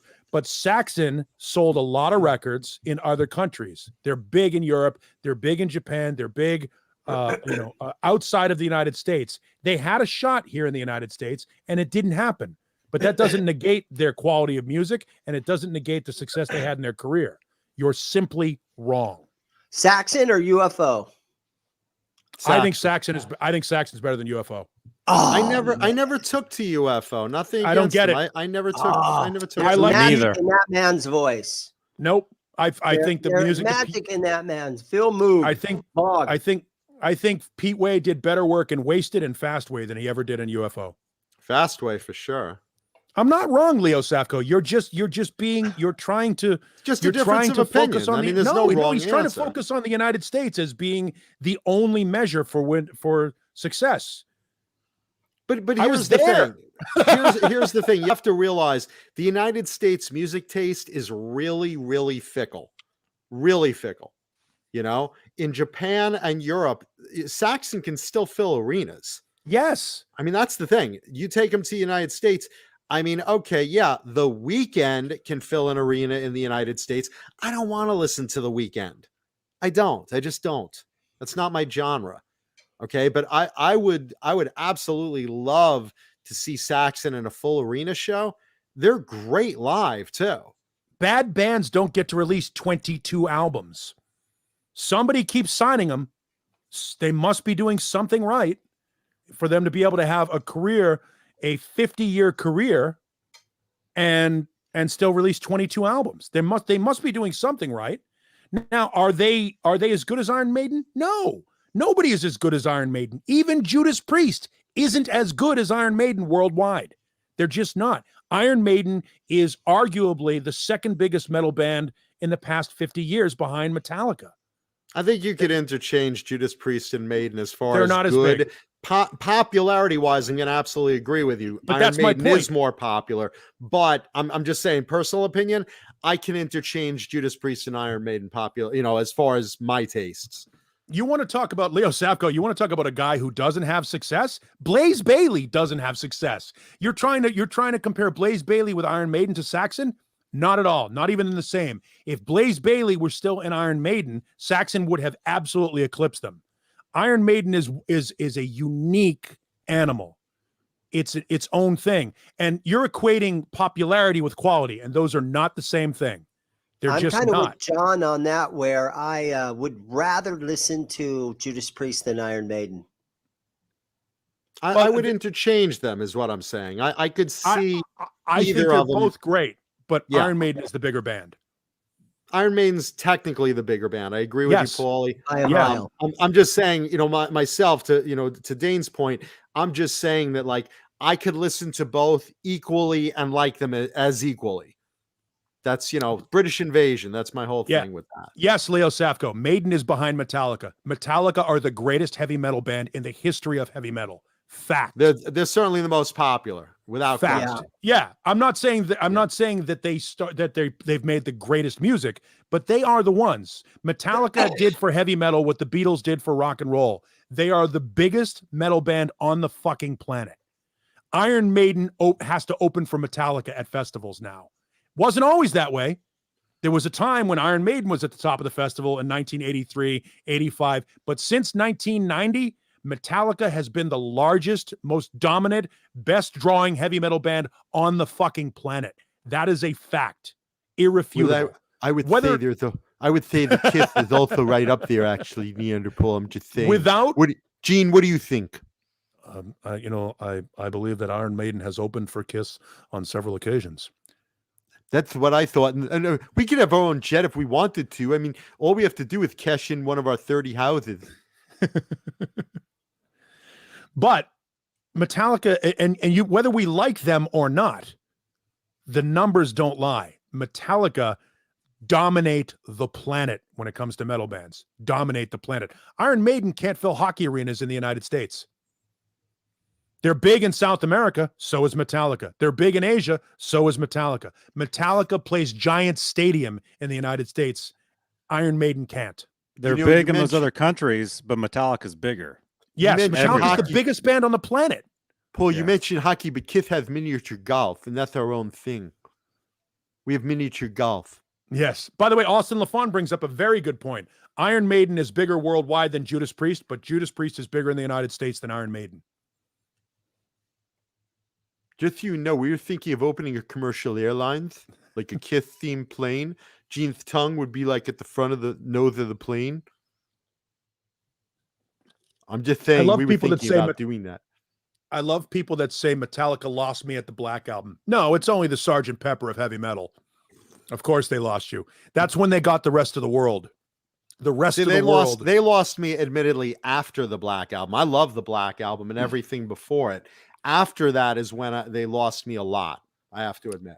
I think they became a different band after the Black Album, not unlike Van Halen, not unlike Journey, not unlike a lot of bands. They redefined themselves. I think that I would rather listen to Load, Reload, even Saint Anger than most of their peers. You know, just so you know, Paul, Load and Reload are fantastic records. just Leo, so you know, Kith dumped a load before Metallica did. Gene dumped 6,341 loads. And he Leo, has everyone on record. Leo, I will defer when you give me something that is a legitimate argument. Give me something legitimate, and I'll go with it. But the fact of the matter is, Metallica is the biggest metal band in the world. You can argue it, but you're wrong. And Saxon is a good band. I didn't say they were bigger than Judas. Nobody ever said they were bigger than Judas Priest or Maiden. That's not the point. Maiden and Judas Priest are by far the bigger bands. And better bands. Yes, they're better than Saxon. That doesn't mean Saxon is terrible. They're not. I have to agree Anvil with is Leo. terrible. I'm with Leo because Leo has a Zim's guitar sticker on the back of his car right now. I would be That's be where your someone to be on loyalty that lies. fucking I sent him fucking a sticker t-shirt. a That's couple of where your weeks ago. loyalty lies. Yes. But it's this Rocket big. sticker. Saxon, we're not comparing them to Iron Maiden. We're not comparing them. You're comparing them. All I said was Saxon was a great band. And because John brought up the fact that they have a new album coming out. Jay, Leo Safko. Well, hold I on. can name hold on. hundreds of bands better Leo's than Saxon. basically saying that he likes Maiden better than Saxon. Look, I can't disagree with that. I didn't say you know, that. But what he but said they're And I not a don't like comparable either. band. They're not a comparable band, is all. they're Johnny not doesn't- mediocre. You though. don't like any Iron Maiden, Johnny? Nothing Iron Maiden? It's cool, but Flight of it's- Icarus? I don't know what that is. Only if it changes Johnny's Oh, lights man. does I he. listened to the Flight of Icarus. It's only about 4 minutes long. Cool little F sharp riff. You'll like that one. Easy to You're listen wrong, Leo. to. Saxon. Good just melodies in trying the to troll. You're vocals, trolling. harmonizing vocals. Leo, call up. You're Call trolling us. now. Somebody, please call us. No, he's trolling. That's all he's doing. He's just trying to take the piss out of me. He's wrong. No, look, I Trolling. think it's I can't Stop think calling of me trolls. I saw Saxon at the Celebrity Theater in Phoenix back in the 80s. The one thing I remember was how loud they were. And at the Celebrity Theater, it's in the round. Mhm. So they were slowly spinning around, right? And they were so freaking loud. I was like, I've never been to a show in this place where it's that loud. And I can't remember ever hearing anything close to a hit song out of those guys. Hearing I Ever know that Again. the Leather and what was the Leather and song that they did? hell bent for leather. No, not that. Denim and That was leather. Rebecca Priest. Denim and Leather. I tried to sort of, okay, this is their hit. This is their song. This is the big one. Nah, Oh, I would like the big one. not much of a fan. Wait a minute. 20 minutes ago, you were just blowing the band about how many hot chicks were on their album covers. That's true. That's a pretty girl on that one album. Then he cover. did an But inventory of who other has than his that- guitar sticker on the back of their car, and he chose his alliances. Yeah, you put a sticker on your car, and you've got my loyalty from here on out. I wear Leo? your T-shirt all the time. Thank you. Well, Paul Johnny. would if he had one. Yeah, I would too.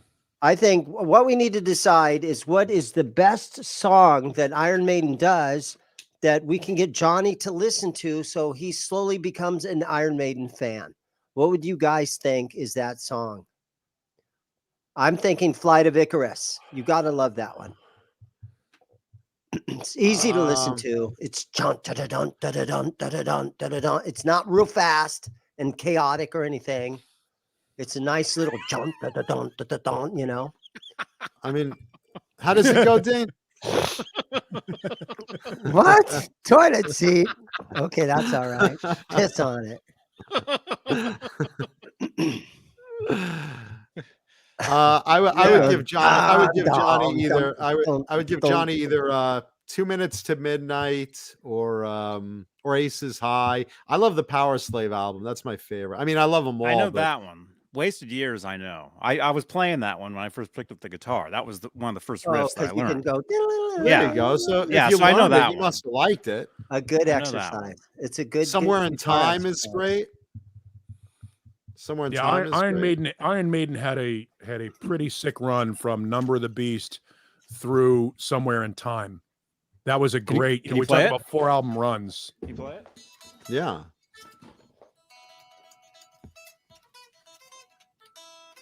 No. I don't know. I got to do it once or time. And one of the greatest live metal records of all time in Live After Death. I could see the flag. I can't do tees my now. picking part. Oh, bass player. Yeah. That's the only one I know. Yeah, up from. What about Run to the Hills? He'd dig that. Run to the Hills. Yeah, I know that one. I know that one. Run, Johnny Bean. Make Johnny's Jumping version. lights change. Watch Johnny on Twitch. Yeah, Jay, I think you're right. But overall, Judas Priest gets radio play. Judas Priest sells records in the United States. Judas Priest continues to tour regularly in the United States, and Iron Maiden can't. And I'm when they do play here, they sell okay. But Judas Priest still has half a dozen songs on the radio, and that's the sign of longevity. If Iron Maiden were embraced here in the United States, more people would know who Iron Maiden is, but they don't. I think Iron Maiden is embraced great in the United States. Not in the radio, they're not. Not in Well, on public the radio, consciousness. they're not. I can't in go public by radio consciousness, they're today. not. In I fashion, can't go by they are. radio today. I can't go But by if you're radio today. But if you're talking about a bigger artist in the United States, people are more aware of Judas Priest than they are Iron Maiden in the United States. People that don't care about this music are more. They're using. I don't know about that. They use breaking the law. They use breaking the law to sell commercials. They use this Electric Eye to sell minivans. That music has been used and co-opted for commercials. Rob Halford was in a cell phone commercial as a priest. Like those he guys. No, That's I'm not right, saying so they far. don't know Judas Priest, but I have to say, because That makes I think them of bigger. the artwork, I think because of the graphics, a lot of people know Iron Maiden more than Priest in the States, I would say. They've got it covered when I it would comes disagree. to the merch. No, Iron Maiden Maiden's is got it more well covered when known. it comes to the merch. Iron Maiden is more well known in the United States than Judas Priest is more well known in the United States than Iron Maiden. Fact. Who do you think just would are. open if they did a double bill tour between Priest and Maiden? Who do you think would open? Who do you think would headline? I think they would do one of those co-headlining tours, flipping and flopping. Okay, I think that would pretty Maiden much what I would headline, think. or they probably think- wouldn't do it. I don't think Maiden would do it. I don't think Maiden, because Maiden will tell you they don't need to do it. So I don't know that Maiden and Priest would tour together these days, but I think it would be a flip flop or a festival tour. I think that Iron Maiden does better business than Judas Priest worldwide, but Judas Priest is more well known. These are apples and oranges. A bigger band is public awareness. Bigger is image. Bigger is awareness. Who sells more records in the United States? I don't think either of those bands sells a lot of records in the United States. They just don't. I think Maiden sells more, I would guess. That would be my guess. I think publicly, I think Iron Maiden is probably better known than Priest because of the graphics. No, you don't. Amongst music fans, yes. Amongst the general public, no. The general public is more aware of Breaking the Law than they are any Iron Maiden song. The general public is aware of You Got Another Thing Coming because those songs are all played at football games. They're all played at hockey games. You hear those Judas songs- Priest at sports games lately? Absolutely. Another Thing Coming is played in between plays at football games. Breaking the Law is played between dropping of the hockey puck at hockey games. Occasionally, you'll I'll hear. take your word on it. I don't watch hockey. How about them And you Vegas definitely Raiders? watch more football. Yeah, Wasn't that I a think great game? I think you get a much wider public. And now again, that doesn't make them better musically, but it does make them bigger awareness wise. Now, look, I'm aware of a lot of shit that I don't care about. I'm aware of the Kardashians. I don't care about them, but I'm aware of them. And I think that Judas Priest, there's more awareness of Judas Priest in the United States than there is of Iron Maiden. I got to disagree with you respectfully. I'm with Agree to John on disagree. that one. Okay. What do you think, Johnny? Johnny, you're with us, right? Yeah. You don't know what we're talking about. What was at the all, do you? question again? Yeah. Huh? What? Mama Priest Kuda? or What? Maiden? Vagina? Huh? Priest or Maiden? What? Who do you think is better known in the public eye, Priest or Maiden, Johnny? I would say Priest. He's right. So we're tied. We're tied. But Dan and no, I but see, here's the versus St. thing. Paul. Johnny doesn't give a shit about either of those bands. Johnny No, doesn't even know who those two but- bands are. But I think Priest is more known because of their T-shirts. I think Iron Maiden's t-shirts. I've never seen a Priest T-shirt. Well, okay, maybe it was Maiden I meant then. And Leo Safko mentions Maiden has their own beer. Can you get it in a supermarket? I don't know. Can you get some to Paul right now? You can't get. Can you send can't get- some to Dane? Good luck finding Maiden beer. Good luck finding it. I'm not saying it's Oh, not hey, great. I'm sure it's fantastic, but you can't. It's not available at 7-Eleven. Rush And has if- their and own beer. if Rush people has their cared, own they'd buy beer it. out. Don't even bring Rush into this. Rush has their own beer. We're not playing Canada Those tonight. two guys are doing This is- tons of YouTube videos. We're on These guys British from Rush. invaded. We're on British invasion right now. Okay. I want to take a survey in the chat, Johnny. Who do you guys think is better known in the public, Iron Maiden or Judas Priest? Put that. You got to try. You got to ask survey in the people chat, that please. aren't music fans. You got to ask people that don't have a vested interest in it. That's the point. We are all here because we like a certain style of music. We are incapable of looking at it subjectively. That's the tough part. Is It's you've got to kinda take like- yourself Okay, but- away from. You got to take yourself away from that and look at the average schlub on the street. And based upon how many Iron Maiden songs have you heard used in commercials? Hold on, everyone in the chat. Just wait for Johnny to put the survey up. I want you to just hit the survey button. Who do you think is better known in the public? Wait till Johnny puts the survey up so we have an official without us sitting there counting. Winger, Hansen, yeah. I have a friend that actually works at Shirts and Things, which is I t-shirt wish I had shop. a friend. And I'm sorry, what was I could probably ask him, what do you sell more, Priest T-shirts or Maiden T-shirts? And out of all the metal bands, other than like the Misfits skull, Hold on, Johnny, do you know how to spell Maiden? No. Clearly. All right. Just answer it anyway. The survey's up. Maiden or Priest, or even though Johnny spelled it wrong, Maiden or Priest, who do you guys think is better known by the public? The American public. The American public, yeah. Yeah. America. Someone says ask Mama Kuda. Mama Kuda's right now playing with a vibrator with Eddie's face on it. It's a good argument because again, Judas Priest is played on the radio all the time. The heaviest station in town will do Iron Maiden every once in a while, but they'll also play Judas Priest every once in a while too.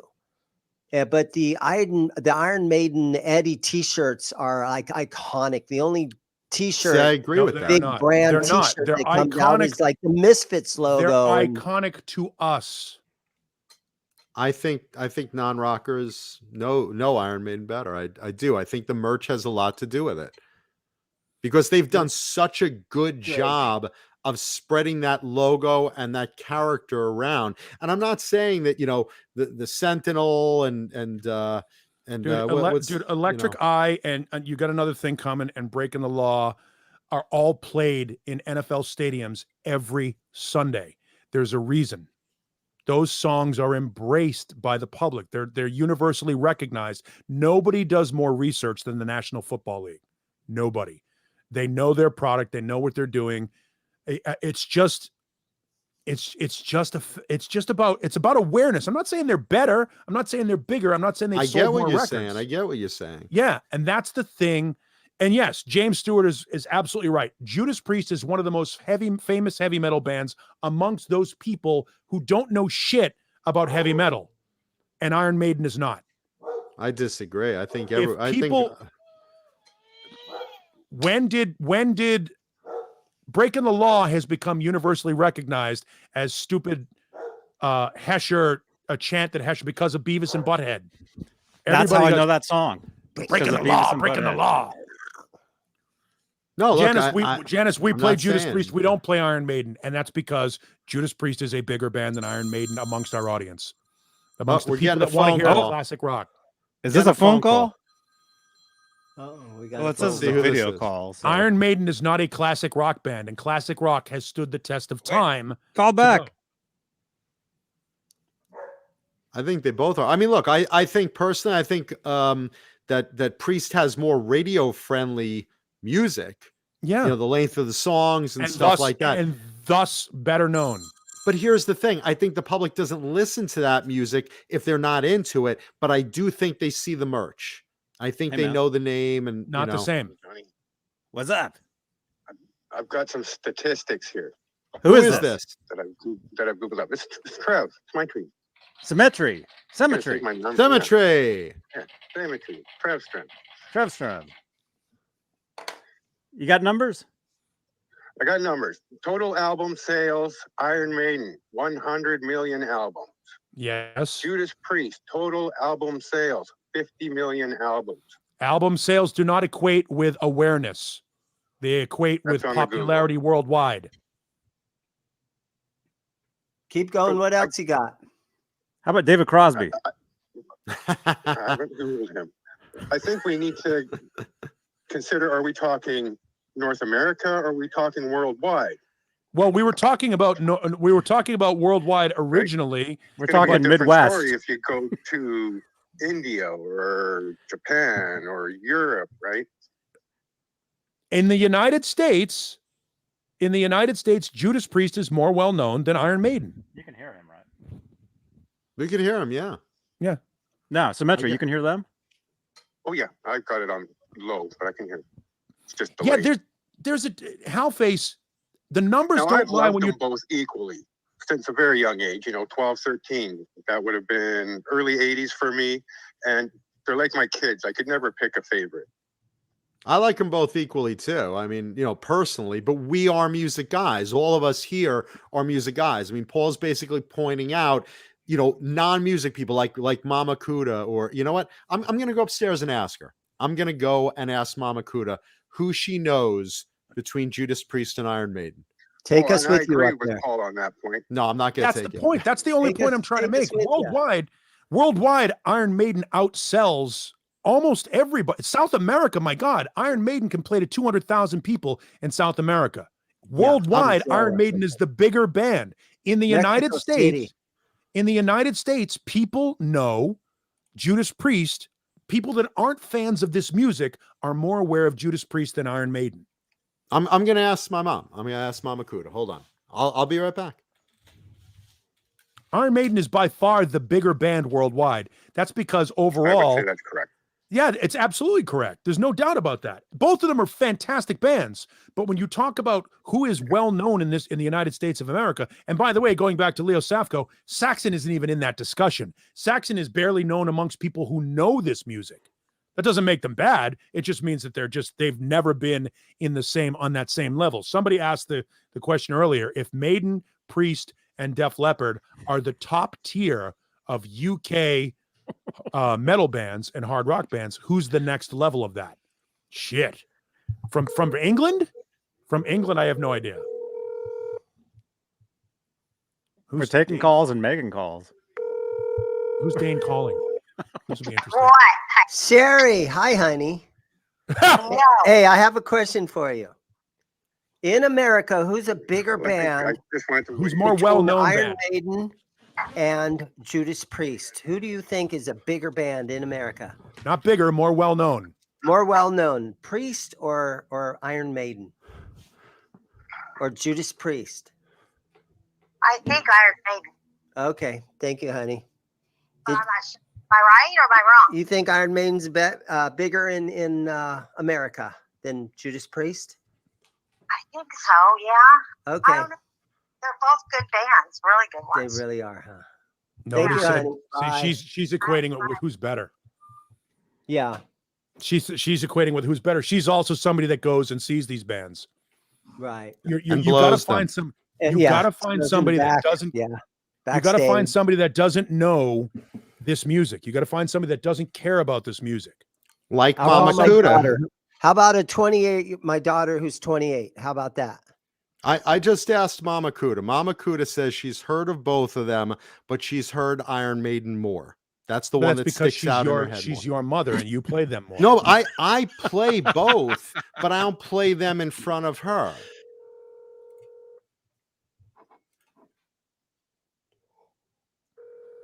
Now Dane's calling his Question is, daughter. who's a more well-known Oh, my band? daughter.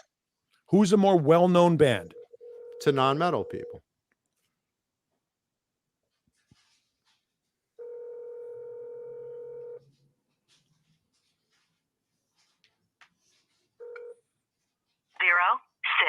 No. She hung up. She's too busy. She got 2 kids. I am right. That's They the are kids. bigger. They're bigger. The Priests are bigger commercially in the United States than Maiden are. They're not better, but they're more well known. They're more well known. Iron Maiden can't tour the United States like Judas Priest can, I think they or maybe could. they don't want to. They might not want to, but I think they could. Looking at the survey, by the way, 65 votes in, Iron Maiden is just edging out Priest by 3%. It's 40% versus 37%. I mean, it's real close. Look, you could 6 of one, half dozen of another. I'm sure they're both really, really close, in the public eye. I would just, and again, I'm not wrong, Magic Man. You tell me how many times you've heard Iron Maiden at a football game. Tell me it. I also haven't heard Priest at a game. Is Bruce Dickinson, dude? I can bring you up the Nissan commercial where they use Electric Eye to sell the minivan. But that doesn't And mean there's a anything. cell That just phone- there's means a they cell- license. That just means there's they a license cell- some songs. Why did they license the song? Again, I mean, it's an appropriate song. They wanted something heavy. Look, I mean, Why is Judas Priest an appropriate song to sell a minivan? Well, it's not necessarily. Because you got another but thing coming. I'm just saying you could say the same about Twisted Sister, and they're nowhere as big as either of those two bands. How many times have we heard "We're not going to take it" in sports arenas and on commercials? Twisted Sister is more well known in the United States than both of those bands. Oh, I disagree with that. Dude, being an Arizona Cardinals fan, you know what I hear? on. You No, know what come song I on. remember a lot? Being an Arizona Cardinals fan, it was Chumbawamba. I get knocked down, but I get up again. They used to play that every game. You're like, oh god. Yeah, I think that song's bigger than a lot Fucking, of we're than not Saxon. gonna take it is one of the most famous songs in hard rock. No, it absolutely is. But I'm Yes, saying and so everybody knows it. That means that everybody knows who Twisted Sister is. Twisted Sister, this is a great example of what I'm trying to say. Twisted Sisters, We're Not Gonna Take It, is more well known than anything either Priest or Maiden or Metallica have ever fucking released. We're Not Gonna Take It is part of American pop culture now. They use it to sell fucking tampons. Your bloody legs that dripping. I mean, that's the point. It's not Speaking about of bloody quality. tampons, delicious Bang energy drink. We have to throw a plug in there. Delicious Bang energy drink. There's no wrong time, even at the most inappropriate moments. Today's flavor is bloody watermelon. No, wild and watermelon. So yes, there is no wrong time to douche your cooch with delicious Bang energy drink. That's people are Eases those mistaking- cramps. People are mistaking quality with awareness, and they're two different things. You can do great things. Look, David Gilmour, one of the greatest guitar players of all time. Mark Knopfler, one of the greatest guitar players of all time. Tommy Bolin, Gary Moore, Gary Richrath from REO Speedwagon. We can go down the list. Our friend Jason Becker. I mean, but most people don't drop those names when they think of great guitar players. They think of Eric Agreed. Clapton. They think of Jeff Beck. They think of Jimmy Page and Eddie Van Halen and Randy Rhoads. They think of a lot of people. It's about awareness. Awareness isn't necessarily equated with quality. It's just equated with, do I know who this is? And Twisted Sister has more awareness in the United States. And is it because Dee Snider has been on The Celebrity Apprentice? Yes. Is it because Dee Snider has been on, has had his own reality TV show? Yes. And why does Dee Snider get those reality TV shows? And why does Dee Snider have his own radio show? Because Dee Snider is an engaging personality that American consumers enjoy listening to, and he gets a reaction. Rob Halford has that because they used him in a cell phone commercial, and little by little, he's becoming more cuddly and more embraced. Nobody in Iron Maiden has that in the United States. That doesn't say that they're not capable of it. Bruce Dickinson is doing a spoken word tour right now that I understand is fantastic. Bruce Dickinson is a genius. He's a fantastic singer, and he's a raconteur. He's got more fucking skills than any other musician out there. He's a published author. He's a world-ranked fencer. He's a goddamn pilot. I mean, the guy, and oh, by the way, he's also one of the greatest heavy metal singers of all time. But most people, when you say Bruce Dickinson in the United States of America, think of a Saturday Night Live skit and more cowbell. Is he a porn star? I don't like that show. No, look, I'll give you some recognition for Dee Snider. Maybe I'm underestimating his marketability in the States.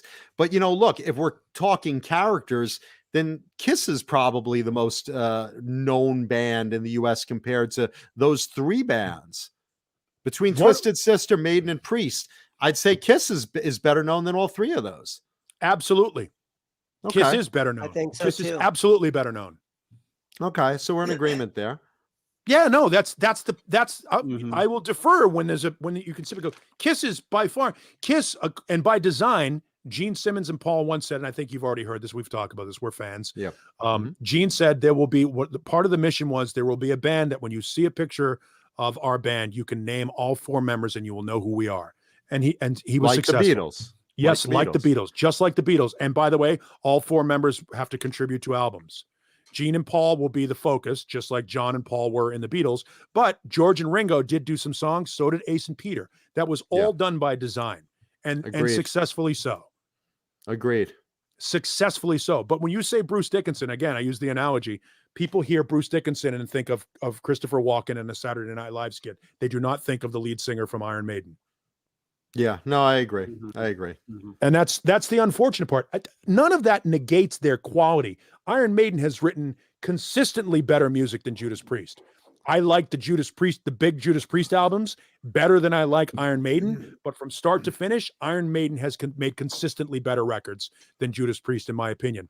That said, I think that Defenders of the Faith is better than just about everything else Iron Maiden has released, with the exception of maybe Peace of Mind or Number of the Beast. A couple of weeks ago, Paul, we did this a few weeks ago. Iron Maiden's lowest point as far as album. What was their big flop? Everything with Blaze Bayley. Virtual 11 and what are the X Factor or whatever. The two Blaze Bayley records. And here's a great example. And they're not bad. They're just different. They're just not as good as Iron Maiden. They're not good Iron Maiden records. Similar to the Motley Crue record with John Corabi. I will say this. The Judas Priest albums with Tim Owens destroy the Iron Maiden albums with Blaze Bayley. Yeah. Ripper Owens. The two Demolition and Jugulator crush Virtual X and Virtual 11 and the X Factor. Crush them. Not even the same. Jugulator was a good album. Better.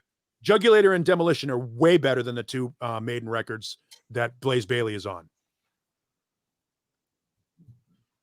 Way better. No argument there. Yeah, and Leo Safko, I would agree.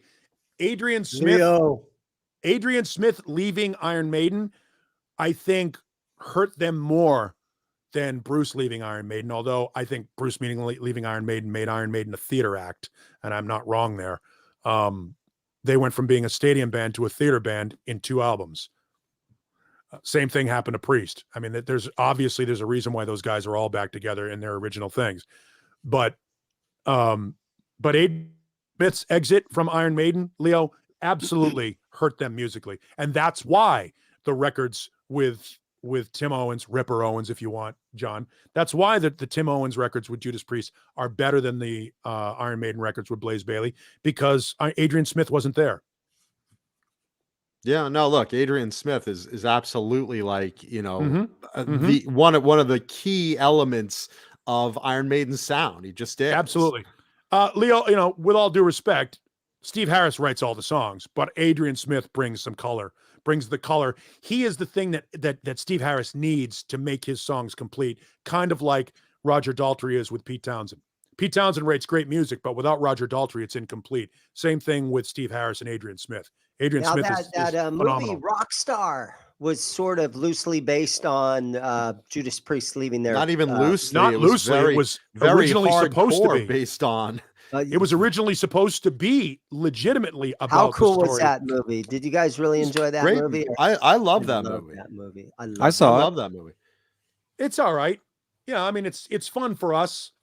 It's I fun. thought it was it's fun because it's that fun was for really us. how it happened, you know? Yes, and that's what I'm Mhm. saying. It's fun for us. That movie flopped overall. We love it. It's a cult favorite, but overall, Jennifer no. Aniston Ugh. looking good. But that's the low point of her career. Like her and Mark Wahlberg doing Was that it? movie. Her and Mark Yeah. Wahlberg doing that movie was not like, if they go down the list of great movies or great performances by them as actors, Rockstar is not in there. Yeah, but I don't really care. I don't really care about their performances. I just compare about the story. I thought the story was great. I thought it was You great, know? yeah.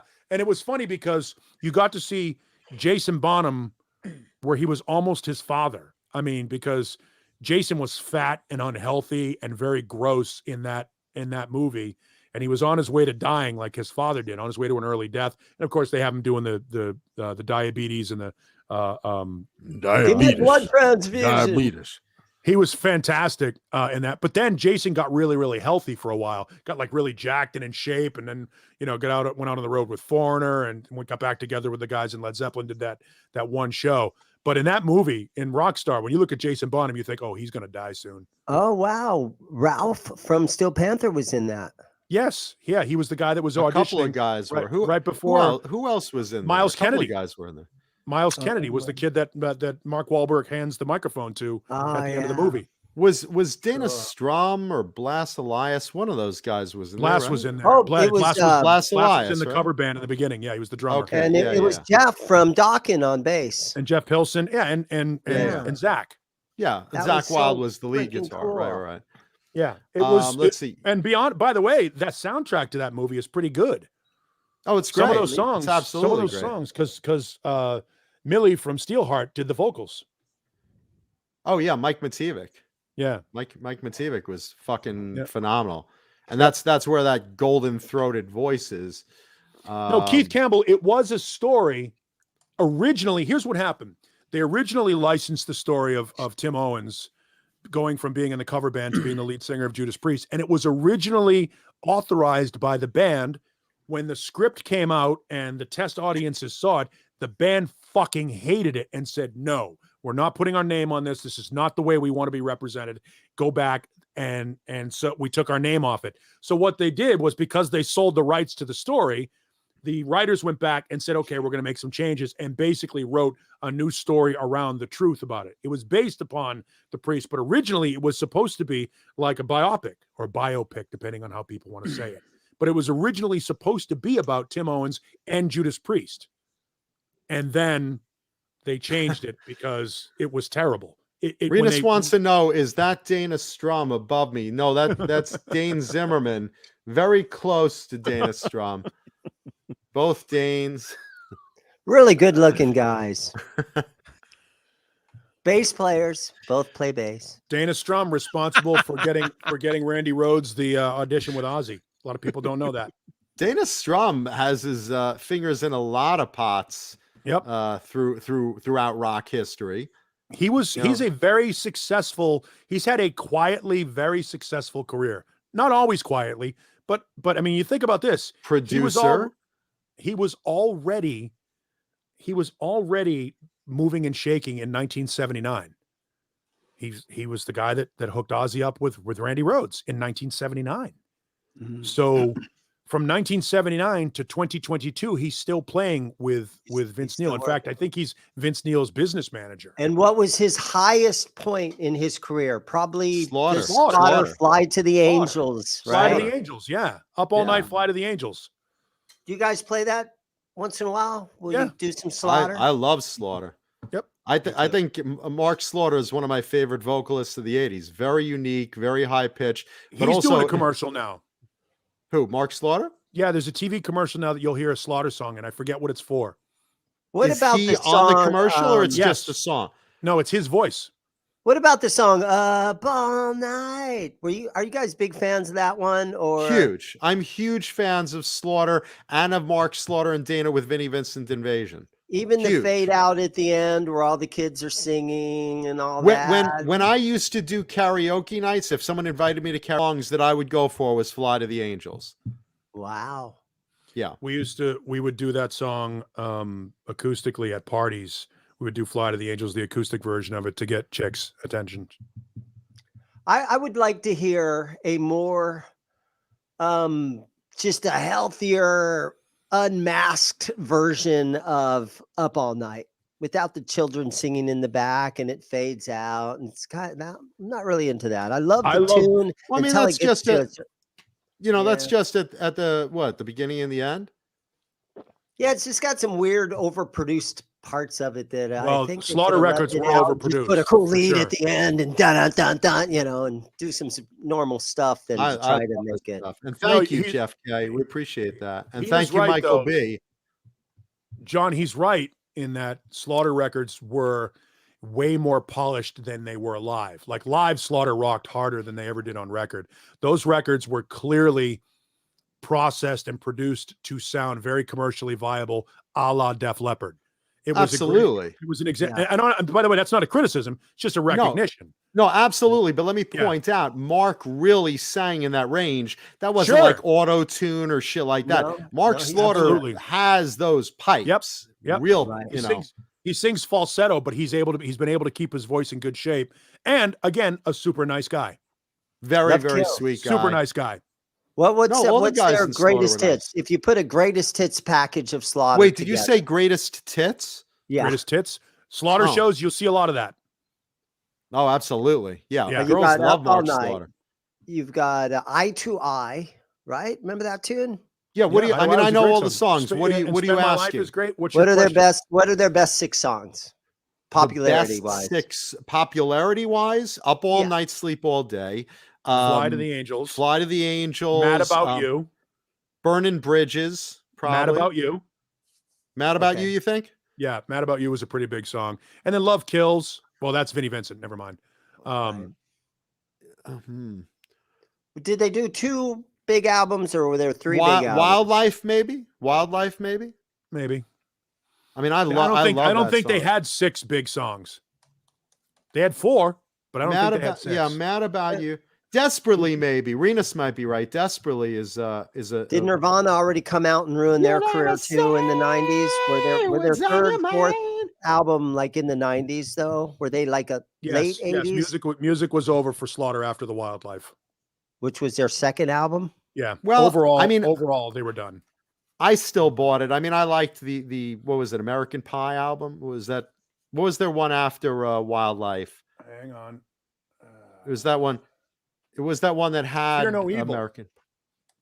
Fear No Evil was the third, and then Hang on. what came after that? Jesus Christ. Fear No Evil was also a great album. Hang on. We're gonna go to the Slaughter section of the. Pretty And good yeah, on the Craven album Soda. cover. Tim Kelly played Robin guitars, including the Robin Machete, which is on the front cover of the Wildlife album. Here you go. There's your Stick It To You debut record. Pretty Then, girl then you on got there. then you had Stick It Live. Yes, I do. There it is.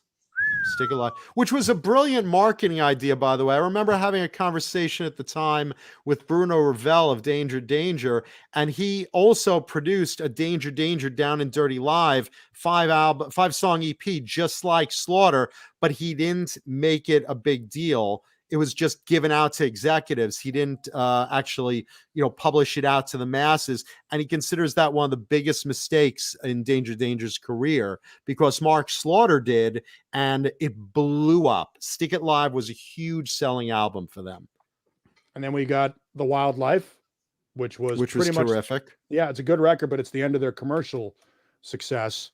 Commercially, Then- but I think the quality was still there after Yep. that. And Fear No Evil came out. What are the song I've lists never on seen that? that. 'Cause You've That's never seen this terrific. record? Of course you have. I've never seen that Read one. the song list off of that, Paul. Of course you haven't seen it, Dane, because it wasn't a popular record, and that's the whole. But it was an excellent record.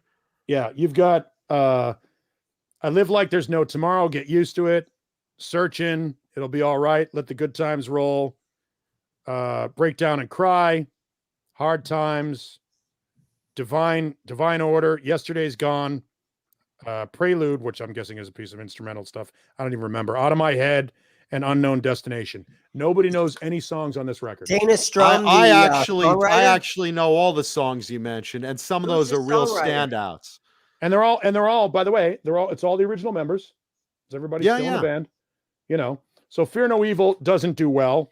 Then you get, but it's terrific. And I highly recommend it to anyone in the audience.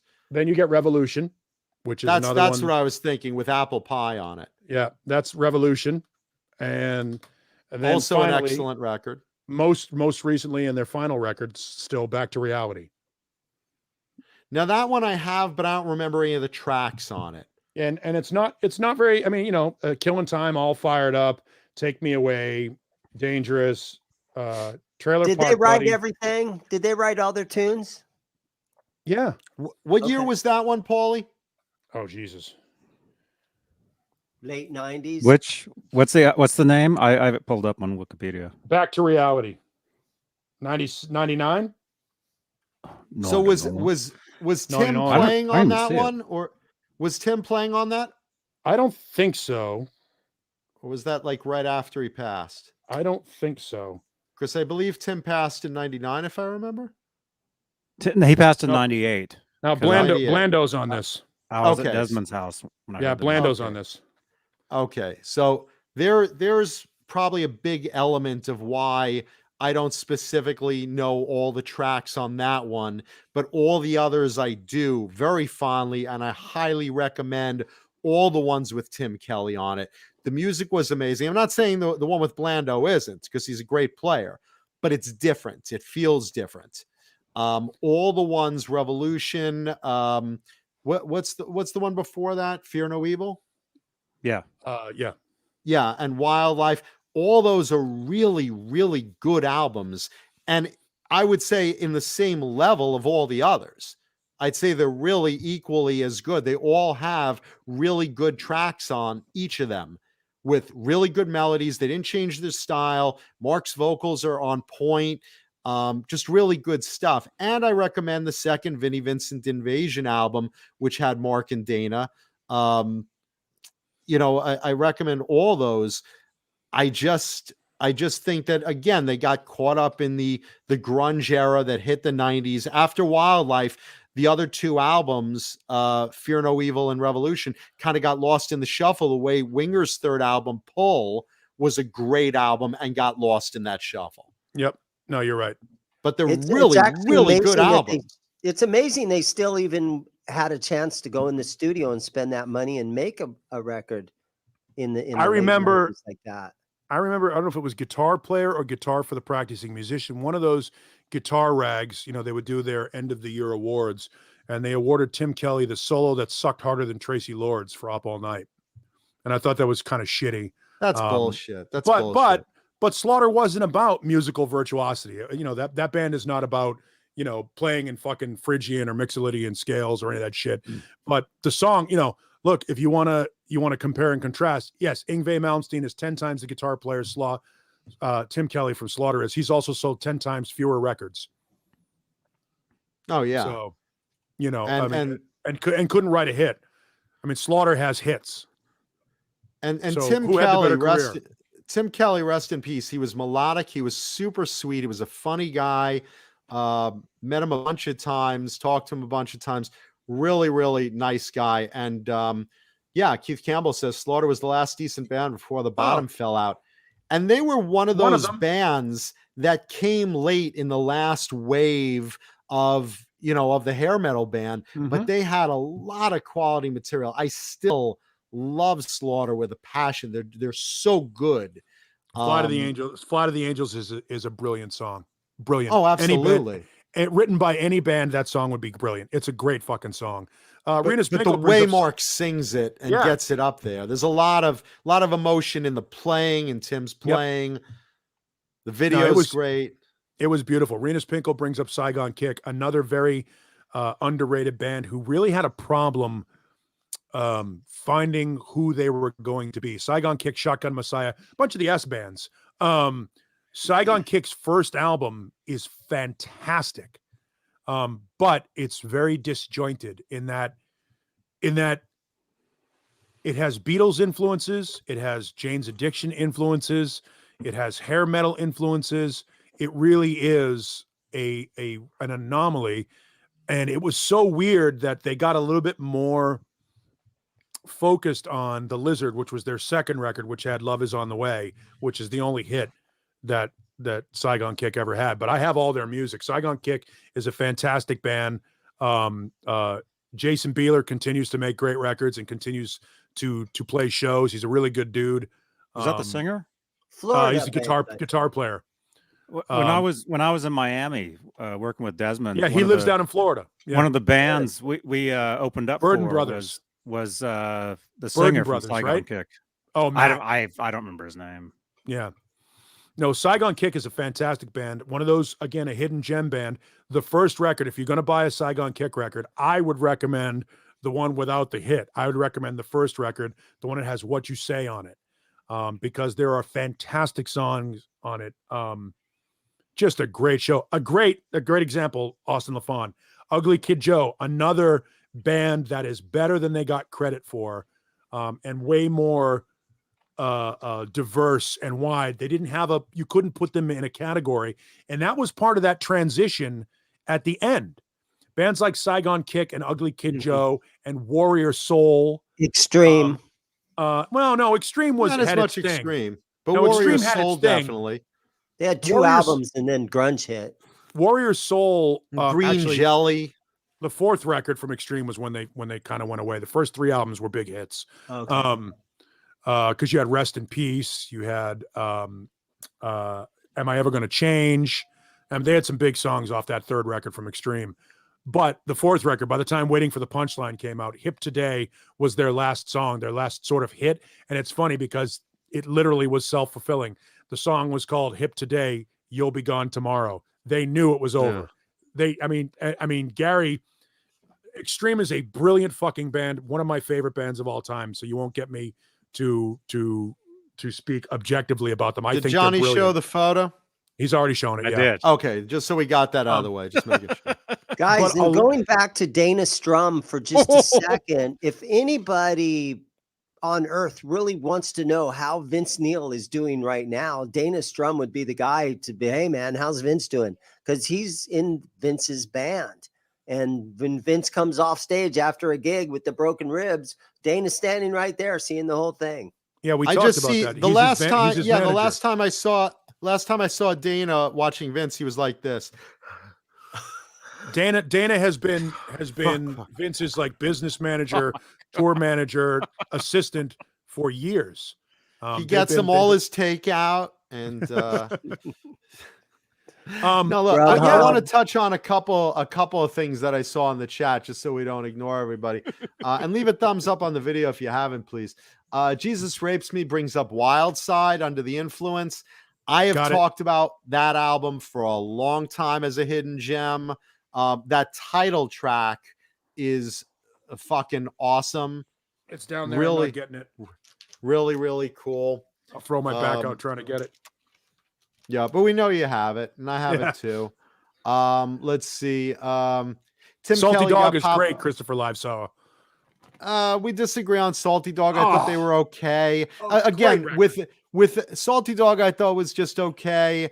Love that Saigon record. Kick, I Love thought that was album. okay. I bought both of them. I just didn't get as much love out of them as I did Slaughter, or someone else brought up. 2 other people brought up Firehouse. Firehouse, I thought was great. I thought Slaughter was a little better.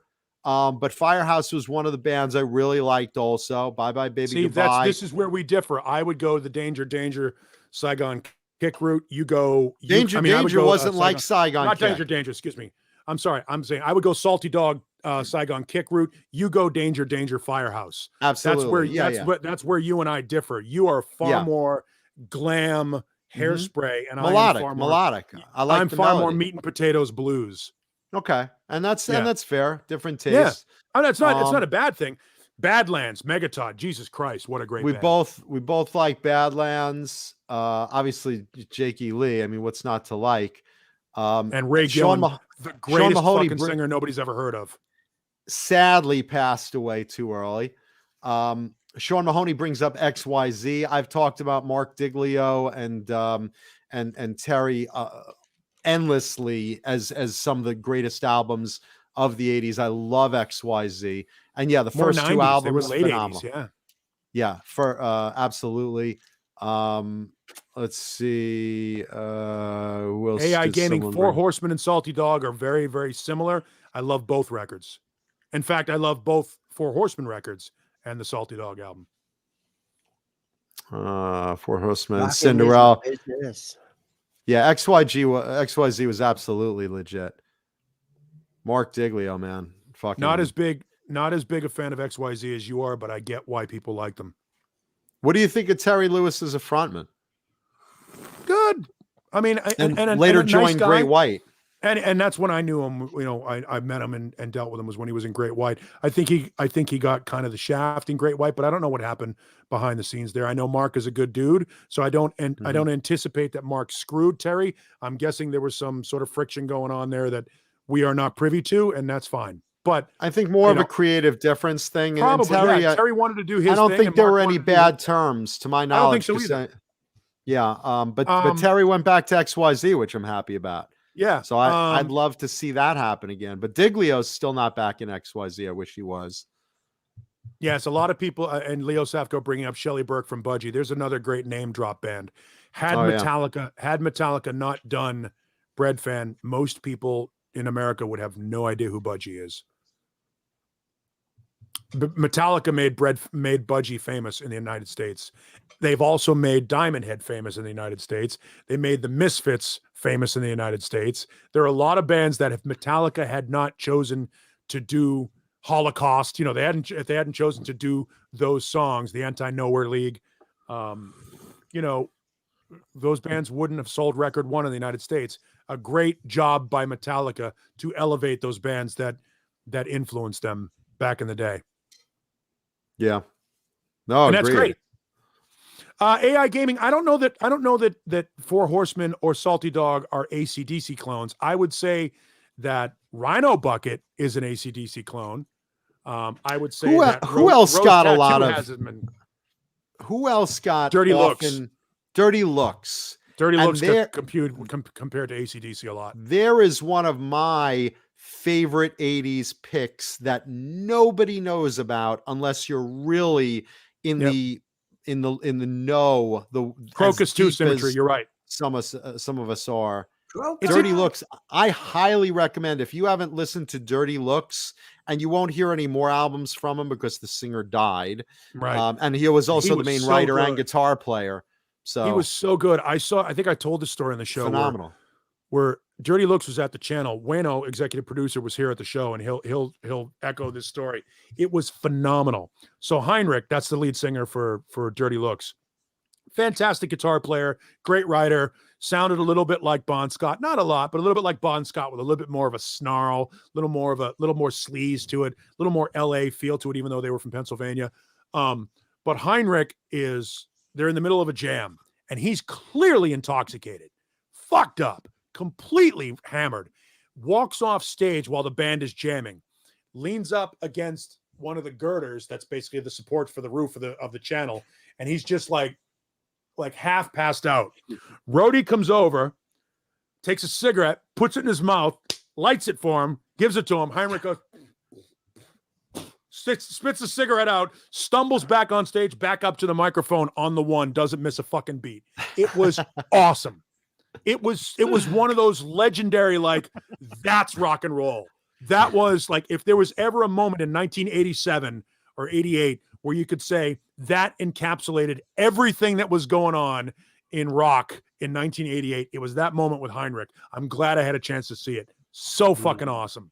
I'm not saying, look, the guy's dead. He lived a shit life. He was clearly not in control of his demons. But as a fan, to witness that, if you're going to talk about legendary rock and roll stories, that's as good as anything Nikki Sixx ever did. Or Slash. That's who I always think of when you tell that story. Great story. God, he was I awesome. wish I would have seen them live. I remember Awesome. years ago, I ran into the drummer of Dirty Looks, and he gave me a fresh copy of was it 5 Easy Pieces? Yeah. Is that what the that album was- was? yeah. The new album they were just putting out then. He got me an advance. I don't own copy. that one. I got to find it. I don't have it. If you I see it, if you're over it, if you ever go to Amoeba and you see it, let me know and grab it. copy that. Yeah. I just know that is it 5 Easy Pieces or 3 Easy Pieces? Yes. No, it's 5 Easy Pieces. 5. I was right. Okay. 4. All I know, Dane, how many Give me 3. pieces Give me was 3. it? I'll give you 3.5. Dane's Symmetry. phoning his own piece right now. Thank you. Symmetry. No, look, Dirty Looks. Yes, Symmetry, I do. Huh? Oh, where am I? Ooh. Johnny put up a question. Oh, there you go. Yeah. Symmetry shelling out the bucks. Yeah, Love Hate from Bruce Poinsett. Bruce Huh? Poinsett Huh? bringing up Love Hate. Pretty good band. Not a huge Love Hate fan, but yeah, good band. If you ever get, let's see, Gearboy says I always seem to lump Dirty Looks, Spread Eagle, and Killer Dwarfs together for some reason. You know what's funny? I lump Dirty Looks, Literally? Looks, Killer Dwarfs, and Hurricane together because I at one point was ordering rare CDs and I got a rare Dirty Looks, a rare Killer Dwarfs, and a rare Hurricane at the same time, and they were very similar bands. And I guess you could put Spread Eagle in there. Spread Eagle is a little different, but all 3 of those bands, huge underrated 80s bands. Huge under. Dean, what are you doing? Killer Looks What are you doing? from I'm a huge fan of all 3 of those bands. I don't think they're similar at all, but they had moments. Their moments were at the same time. Between Spread- Dirty Looks, Killer Dwarfs, and Hurricane? Yeah, I don't think they sound the same at all. I think Well, they're similar bands, I think, in style. Not that they sound like you can mistake, the distinct sound of, the voices of the singers. But no, I the singers think were they all completely different. I think that Dirty Looks was more from the AC/DC. AC/DC thing. I don't think Hurricane was from that world at all. I think Hurricane was a good, straightforward hard rock band, but not bluesy. And Killer Dwarfs was Killer Dwarfs and Hurricane are closer than either of those 2 bands are to Dirty Looks, in my opinion. I'll agree with you on that. But you know what? I do lump them together, probably because I did buy those CDs at the same time. So and they had their moments at the same time too. Yeah, it was 88, definitely 1988. They were all, again, they were those bubbling under bands that we were hoping were going to be the next Rat, the next Doc, and the next Motley Crue. And it didn't work out that way. But those guys are all very good. Rose Tattoo's been around for 50 years. A lot of people don't realize Rose Tattoo in this country, if it weren't for AC/DC and Keel, most people wouldn't know who Rose Tattoo are. Keel covered Rock and Roll Outlaw on the Dude soundtrack, and people thought it was a Keel song. And AC/DC, and Guns N' Roses covered Nice Boys from Rose Tattoo. Yeah, their name drop. Rose Tattoo is a big name drop band. You mentioned they weren't an AC/DC rip though, Keith. They were parallel. They were both discovered by Harry Vanda and George Young. AC/DC's, Angus and Malcolm's older brother, George Young, was a big producer at the time. So they were parallels. They both came out. AC/DC and Rose Tattoo were both under the same umbrella of Vanda and Young, in the same way that Spencer Proffer had Kick-Axe, King Cobra, and Quiet Riot under his umbrella, and Beau Hill had Kicks and Rat under his umbrella, and Sam, what's his name, had Poison. had King's X and Galactic Cowboys and Atomic Opera. There's these producers that have their stable of bands. Bob Rock did the same thing with a handful of bands. Mutt Lang. There are certain producers that basically there's a sound that goes with them. And I Motley think that Crue and Def Leppard, or Bon Jovi rather. AC/DC and Rose Tattoo. In fact, there's an AC/DC song and a Rose Tattoo song that are the exact same song with different lyrics. Wasn't there like some sort of controversy with that, if I remember? No, but I thought I remembered something about that. Yeah, Bad Boy for Love, and I forget what the song is for the AC/DC song. Do you know what I'm talking about, though? No. I believe they were parallels. They were friends, and they were in the same production company. I don't believe there was any sort of a rift there, but I could be wrong. I'll defer if you find that story. I just thought I remember from back in the day. Basically, what you just mentioned in a nutshell, that two songs were really, really similar, and I remember people bringing it up, like in a magazine or something. I'll remember the AC/DC song. I'll look it up, but I know the two songs. I know "Bad Boy for Love" is the one by Rose Tattoo, and it is. I'll find out. I think it's on Power Ridge. It might be. No, it's not that. By the way, Alice Martinez, as we're watching this show, Alice Martinez is eating delicious Colonel's Gourmet Popcorn, proud sponsor of the show. Delicious. Thank you, Al. Well done, Alice. Alice, thank you so much for sending me some of that. Thank you, Alice, and Lenny, Lou, and Mary for sending Dane some delicious treats from Colonel's Delicious Popping Corn and more. Mention Johnny Beane or Jay Hannon, get more product, more deliciousness. Alice, who did you mention, Jay or me, when you ordered? Because he wants to make sure he gets his little bonus there. Yeah, if you mention Dane Zimmerman, they take something out of the box that you had paid for. Nice. They put a pack of guitar strings in there. You mentioned my name, they put a pack of Trojans in there. Hey, have we talked about Swiss picks yet? Not yet. By the way, you want to bring them up?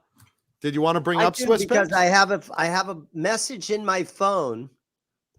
Can I play this message for you? Sure can. Swiss picks. Let me finish that. Let me follow up on that part. Bad Boy for Love from Rose Tattoo is She's Got Balls by AC/DC. They're the exact same song. Is that what I'm thinking yes, of? Though? They're the exact. I knew there was something. I knew there was something. If you A/B them next to each other, it's literally dun, dun, dun, dun, dun, dun, dun, dun, Yes. dun, dun, and different lyrics, but they're the same exact song. Who came out with it first, though? Same time. I knew there was something. I remembered this. I remember very similar. Yeah, very similar. I mean, in the mid 70s. And because I think they were written, I don't know if George Young wrote it or Harry Vanda, but basically their producer says, here's a song, an idea I've got, go with it. And Rose Tattoo went one way. Someone heard someone playing it and said, yeah, they're literally the exact same song, same tempo, same riff, same song, different lyrics. That's what I remember. Okay. It's cool. It's very cool if you're a fan of both bands. It's fun metal history. Yeah, it's a fun. And by the way, people don't realize that's what going back to the lightning bolt. And Dane, I'm sorry, I'll let you get to your message in just 1 second. The lightning bolt strap that you got. Somebody mentioned that, Angus did it. Angus, I think of that as Angus and not Ace Frehley. Remember, Ace Frehley was a star in the United States of America from 1975 through 1980. Angus didn't become famous in the United States till 79. Then people don't realize that AC/DC wasn't a factor in the U.S. until Highway to Hell came out. Those first 5 or 6 AC/DC records weren't even released in the United States until after Back in Black became a hit. You didn't get Dirty Deeds in the United States. You didn't get any of those records in this country until after Highway to Hell hit and Bon Scott died. Then the record company went, oh, there's 6 records here that Bon Scott is on that we can get people to buy because he died. So Angus wasn't even a thing here in the United States. And Rose Tattoo were never a thing in the United States, with the exception of Nice Boys Don't Play Rock and Roll from Guns N' Roses cover and Keel doing Rock and Roll Outlaw. And now I see. Yeah, Craven Soda says, did they practice at the same rehearsal space? It's possible. That stuff happens too all the time. It's possible. I mean, they were literally playing the same club circuit. I mean, think about this for a second. Angus was only fucking 14 when he started playing with Malcolm. And George Young, their older brother, was already a big established star internationally. George Young wrote Friday on My Mind, which is that song. The Easy Beats are the band that did the original, but David Bowie covered it and made a hit out of it. Monday, I've got Friday on my mind. That's a big song that the Easy Beats wrote, and George Young wrote that song. He was a huge star internationally already. Then when he was in a band called Flash in the Pan, who had a song called Hey St. Peter and another one called Walking in the Rain, another sort of punk band in the 70s. So George Young was like, he was like, I guess, Joe Jackson from the Jackson 5. He was a mogul, and he basically a man who beat his children. He was a star maker. He was a star maker, and so he took He took Angus and Malcolm, and he took Angry Anderson and the guys in Rose Tattoo, and he was even involved, I think, for a while with the Angels. False Flag would be able to correct me on the that. but Angels. The Angels, Yeah, who that's in the this name we country are haven't called heard in a Angel while. City, Angel And- City, that's right. who wrote the first song that Great White had a hit with, Marseille. Marseille. Marseille and Not to be confused, by the way, with the band Angel that became Jafria. What's Different cool band. is all these songs that Just we FYI. talk about. Paul comes down here to my store and he goes, "Dude, you got to listen to this." He gets on the computer, starts putting these songs in. We've heard that. He's actually hacking your bank account. done all Dave. this stuff. Yeah. Angel City was known as Angel City in the United States because of there was a 60s doo-wop group, female doo-wop group called the Angels, and then there was Angel, the Greg Jafria band Angel. But the Angels, or Angel City in the United States, they wrote Marseille, which Great White had a hit with, and Face the Day. And Face the Day, which Great White also had a I hit don't from. want to face Right. the day. Those are both Angels songs that Great White and Alan Niven, who was brilliant, Alan Niven, who managed Great White and Guns N' Roses. right. He's the guy that said, "I've got this song from this band that I think will work for you." And the guys in Great White were like, "We want to make it. Give us anything you got." And those two songs, and of course they did the cover of Substitute from the Who as well. Great White started out playing cover songs and Covers, getting sure. famous. When they were doing covers of other bands. When they were Dante Fox. Yeah, but were even starting to do that. Substitute, they did a video for. It's not a very good video, but they did a video for it. Right. But Face the Day and Marseille were two big hits for Great White.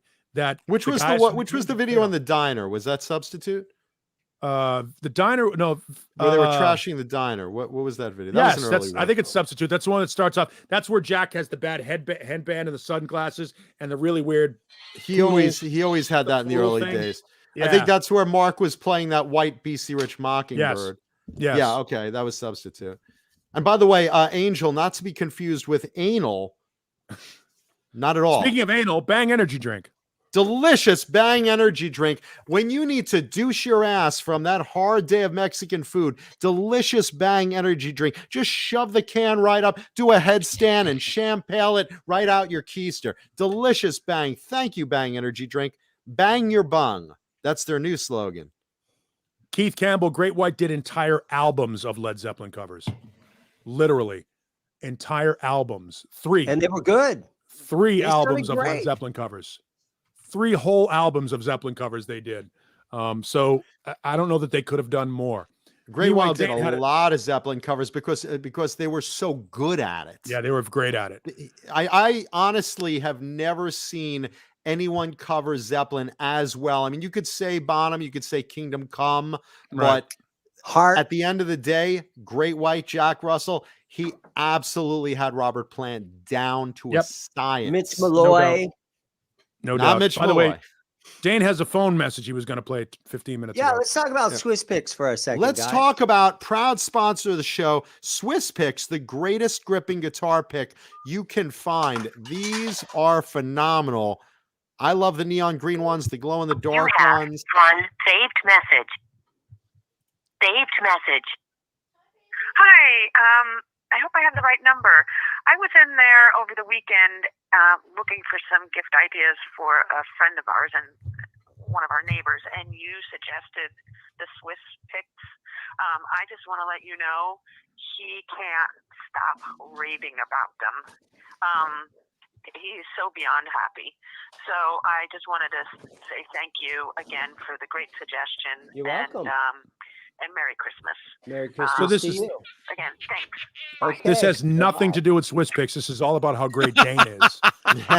Dane has been watching too many No, Johnny Bean point is shows. somebody got introduced to Swiss Picks out of nowhere. They showed up as a Christmas present, and he is just raving about them. No, Enough look, where I that used sweet woman had to call me up and say, "Holy crap, great job, bro." I use them all the time. Compliments to your customer service, Dane. Well done. I have to say, I give these out all the time at guitar stores because Pete Pachowski, the owner of Swiss Picks, gives me a bunch of these, and I say, look, I'm going to give these out. I'm going to show people how good these are, and they're going to come and buy more, and they do. Because once you get one of these little guys in your hand with these beautiful raised holes for better grip. You will love these things. I love them. They come in different sizes, different thicknesses, whatever you like. I like these mediums, and I like the round tips, the neon green, the glow in the dark. Those are my favorite. I turn off the lights. All the guitar picks I lose are under my couch. I see like little radioactive minefields under my couch. I'm like, oh, there you are. So highly recommend Swiss Picks, proud sponsor of Talking Guitars and 80s Metal Live. Try one. You will love these fucking things. I do. There we go. Thank you, Swiss Picks. There you are. Paulie, I want to talk about Virgin Steel right now because we were talking about bands similar to other bands. I've been listening to this album all week. I just happen to grab stuff off my shelf, because I haven't, gone through my collection randomly in a while. I threw this in the CD player in my car. And Virgin Steel, this is so similar to Savatage at points with the piano work and the strong guitar work and the vocals. And this one came out in 94. This was the, let's see, can't fucking read the damn thing in the dark. Get your cheers out. No, because it's, you see the way the lighting is here. The Marriage of Heaven and Hell. This was made in 94. And this is such a good CD. This is another one that probably nobody heard. Even if you're a Virgin Steel fan, you probably don't have this one because it's, right after the grunge era kind of sunk everyone's battleship. I highly recommend this. How many of you guys out there have heard Virgin Steel, much less this particular CD? There they are. There's the entire audience that has seen it. Yeah, Virgin Steel is a band that is again, you're right, a lot like Savatage and Fates Warning, early Fates Warning, not the proggy Queensryche sounding Fates Warning. Night on Brock and stuff like that. And somewhat, and I hate to say it, but somewhat similar to Warrior in that they were an Armored Saint, sort of a straight ahead metal band that added some flavors and some textures to it. Some piano. That I think probably more like probably more like Armored Saint than Warrior, I would say. Yeah, but Warrior, the first Warrior record is definitely like an Armored Saint record. Mm-hmm. But the point being, their appeal was subjective and limited, and at the time incongruent with what was going on. Doesn't make it bad. It was just you had to really like the band, like Malice or Manowar. You had to really like the band to enjoy and embrace Virgin Steel. And John's right. Them. Yeah, and John's right. They had a moment early. They were in early and out early. It was like they should, if metal had gone more toward Armored Saint, more toward Warrior, more toward Malice and Fates Warning, and less toward Motley Crue, Virgin Steel might have been a bigger band. Yeah, no, which is unfortunate because they were good. Jesus Raised Me, just so you have the name again, The Marriage of Heaven and Hell, 1994, Virgin Steel. Really, really good CD. I mean, I like all their stuff, but I just happened to grab this one, and I want to point it out because it is after their popularity. And again, like the Slaughter albums I was just talking about with Paulie, like the Third Winger album, that all were really good after the grunge era started and they got lost in the shuffle. This also is a really, really good CD. And no, Lindy Lynch, you didn't miss a good Lindy Lynch. Lindy Lynch, if you did miss a good show, it wasn't this one. No, it wasn't. I don't know what you're watching on television, but this wasn't the good show you missed. This is the same normal crap. We did talk about metal more today. Leo Safko mentions Armored Saint, and I would agree with him 100%. Armored Saint, for me, is one of the top 3 most underrated bands in metal history. John Bush, I mean, my God, I know he had a moment with Anthrax and people recognize it, but John Bush to me is as good a singer as Bruce Dickinson, Dio, and Halford. If you talk about big 3, we talk about the big 3 of certain bands, the big huge ones. Obviously, Dio, Halford, Bruce Dickinson, and I would put John Bush above Jeff Tate. John Bush has a phenomenal metal voice. He's a phenomenal singer and doesn't get the credit he deserves. Love his voice. Love Armored Saint. Fantastic band. I saw them open for Megadeth in Tucson back in, I'm pretty sure it was 1990. And yeah, they were good. Really good band. What do you mean I can't pay my bills? Why do you think I'm broke? Huh? Yeah, for people that, I mean, what's the fucking Armored Saint song that's coming to? I'll think of it. Hang on. Go ahead. Armored Saint is terrific. I don't think they're one of the three most underrated. I do think they're underrated by far. Super underrated. I don't think they're the most underrated. I mean, I'd put Dirty Looks as one of the most underrated, unknown 80s bands. Well, if you're talking about a thrash band, they're not thrash. You got the big four. They're a thrash band. No, they're not. They're a metal band. They're a metal band. They're straight up, like when you say heavy metal, Armored Saint comes from Judas Priest. Armored Saint is right out of the Judas Priest school. They're not a thrash band. They play some heavy stuff, but they're not a thrash band. Hey, Laz. Music Therapy Laz in the house. How are you, brother? Man, are you back? He was just in Peru. Oh, cool. In prison? He got some cocaine down there. Hey, Laz, did you bring the stuff? Speaking of stuff, Leo Safko, Chemical Euphoria. See what you did So there. no way in hell you're going to say that nice, Armored right? Saint was a thrash band. False No. flag. No, they're a heavy metal band. They're metal. They're not thrash. False Flag mentioned Sabotage. Make no mistake, I love Sabotage. I'm just saying this Virgin Steel reminds me of Sabotage. Do I think they're a better band? No, I think Sabotage is one of my favorite bands. But they're really good. They're really, really good. And this particular one reminds me, with the piano playing and whatnot, of John Oliver. Very similar. So just FYI. Just saying. I'm just Music saying. Therapy Laz, he's got your stuff, Johnny. Just saying. He's got Laz, Just I'll saying. see you next week. Yeah, so check out Saxon's new CD at February 4th. Remember the Fallen is the single. Carpe Diem is the album. But I think it's good. Leave in the chat comments of what you think of that Saxon song. I'm curious. Just FYI. By the way, the song I was thinking of is Rain of Fire.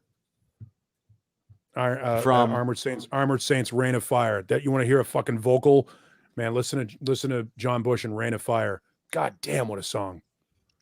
It's a great band. Just overall a great band. Yeah, just and deserves way more than they've ever gotten. By the way, did you guys see I don't know if it was an online commercial or just on Sharon Osbourne's Twitter feed. There's a video. It's about a 1.5-minute video of her explaining why Ozzy Osbourne started his new Crypto Bats NFT, non-fungible token, that we talked about last week. Apparently, I guess Sharon pushed him into this because it's very comedic. It's very funny. Check it out. Look up Crypto Bats, CRYPTO BATZ NFT. Crypto Bats NFT. Yeah, Crypto Bats Z NFT. And you'll see this video of Sharon starting to explain, well, Ozzy wanted one of those bored monkey NFTs and he didn't get that. Then he wanted this other NFT, but he wasn't able to get that. So he started his own NFT. And you see Ozzy running around the room with like pictures of bats and he's hanging them up and he's rubbing his head and he's doing, and then he gets on the phone and then he's, it's an idea I have. I hope it sells. And it's so funny. And he's yelling out, Sharon! But you see Ozzy and he's looking all confused and it's very funny. And it's Ozzy acting intentionally, but Sharon was there with a cattle prod. You get on there and get on that camera and get us some more money. I just want to sleep and watch TV, darling. No. You got to make this. You got to do this. you just know that witch was prodding him to do this video, and you guys got to see this. It's probably on YouTube. You know, just look on YouTube, Crypto Bats with a Z NFT, and I'm sure you'll see this video. Let me know what you guys think of this. Did you guys see this video yet? No, I have very, very little interest in anything Sharon Osbourne has to say, and even less interest in NFTs. But so did you see, I wouldn't have seen it. You want to see the video though, because just the way Ozzy is running around, it's very funny. No, he's great. Love he's Ozzy. Terrific. He's amazing. I wish him the longest, healthiest, happiest life ever. Is he doing Don't good? ever- Like health? Well, he Never can't step on because he's stage still again. with Sharon. He won't have a happy life. But what were you saying, Dan? How's he doing now as far as his He's health? dying. Well, he's still with Sharon. Well, so she's everybody's killing him. dying. She's killing him. Takes She's some killing people him. longer than others. No, he's in horrible pain, and he's got Parkinson's. And I that think we've seen horrible pain is named Sharon. And I think we've seen the last of Ozzy Osbourne on a live stage. I think we've seen the last on a live stage. We have not seen the last of him in a studio because he's He's still great. rocking along. I can't Yeah, wait till his new music comes out. Last record was Sharon will roll him out surprisingly- on a gurney. The last record was surprisingly good. Yeah, it was, and I have high hopes for the new one. I do, I really do. I think the new ones be great. But look at the photo of let me isolate this. Let me see if I could figure out a way to show Ozzy's confusion here. This fucking thing. I can never get this. There you go. Just think about after he passes away, the book that Sharon's gonna write about him. Sharon's gonna cut up his bones and sell those as keychains. Every cent she could wring out of this poor man is what she's gonna do. But Yeah, but you know what? Again, I'm gonna say the same thing I said about Lemmy. Not my dog, but the actual Lemmy. What is Ozzy gonna do if he stops? I mean, let him. I mean, if that's what he wants to do, if he wants to keep playing, then let him play. You know what happens when a fish stops swimming? I mean, let the guy do his thing. I mean, he's Ozzy. What else is Ozzy Osbourne gonna do? I know. I need to. It's what he's done since he was a teenager. oh Let yeah, him do his thing, man. I mean, you know. no, look, he's- if Ozzy's happy, absolutely. I just think Sharon pushes him into things that he normally wouldn't do. Well, And I you know, agree with which I Can't think Try she's- 55. Ozzy has no idea what's going on. But I think with that. part of it, honestly, John, I think part of it is she's got to get him out of bed every day. If he doesn't have something to do, he will die.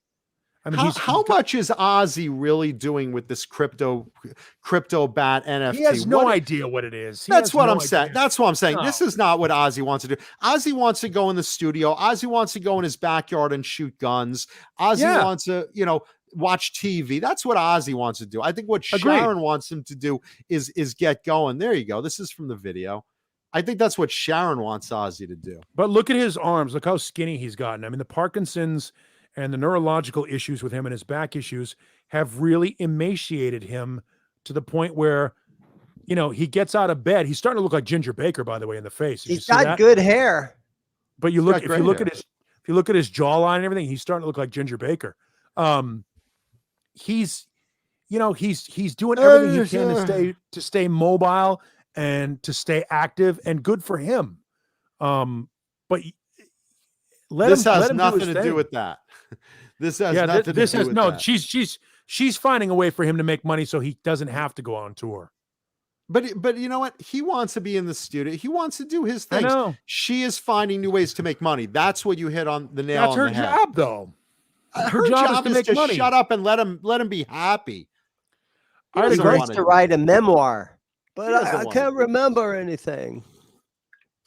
The last thing Ozzy wants to do is run around with the pictures of bats on a board, plugging this. There we go. There's the Well, she wig. needs the money for another visit to the doctor. Yeah.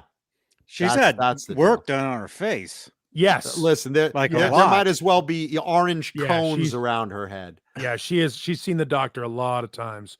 There was a period of not time where real. she hit the sweet spot. She hit the sweet spot like everybody that goes through plastic surgery. There's a period of time where they all go through it and they find a sweet spot and then they make another appointment. And that's sad. She's stuck like that, by the way, Johnny. Her eyes are She's stuck starting- wide she's open like starting that. to look like Jocelyn Wildenstein. She's getting there. She's starting to look like a nagging witch. You know who else? Oh is starting wait, to look- that's you what know she she's- naturally looked like. She's starting to look a lot like Sarah Palin, who's also had a ton of work done, and Jocelyn Wildenstein and Pamela Anderson and all these people that have gone to the plastic surgeon too many times. And Randy Price, of course I would still fuck Sharon. I'd fuck her in the mouth just to shut her up. But don't go by me, dude. My sex life is a folded over piece of raw liver and Vaseline. Don't go by me. I'm desperate. I'm a big ugly goon. I'm desperate. Austin LaFond asked the question, who do you think has had more work done, Sharon or Cher? I would say Sharon has needed more help than Cher. Cher may have had more lifts and more tucks, but I think Sharon has had more reconstruction because Cher was better looking to begin with. And so I think it's easier to maintain Cher than it is Sharon. And I think Cher Cher hasn't changed in like 60 years. It still looks the same. If you put a 60 years ago compared to now, she looks identical. Cher has probably had more maintenance work done, but Sharon has probably had more reconstructive work done. And Cher is, I think, older too. I think Cher is older than Sharon. Thank you, Randy. But I think Sharon went to the prom with one of the Egyptian prom with one of the pharaohs. I believe you were doing so well. I was really on that. You started out there. Yeah, I know. Stumbled. I know. Let me do that again. Try it again. Sharon went to school with Nefertiti. No, Nefertiti I think Nefertiti was a woman. So yay. I said she went to school with Nefertiti. Yeah, she went to prom. With Ramses, with Ramses. There you go. Yeah, there. Or at least Ramses was used on her during a prom. Oh. Or she may have dated Caligula when she was just a young girl.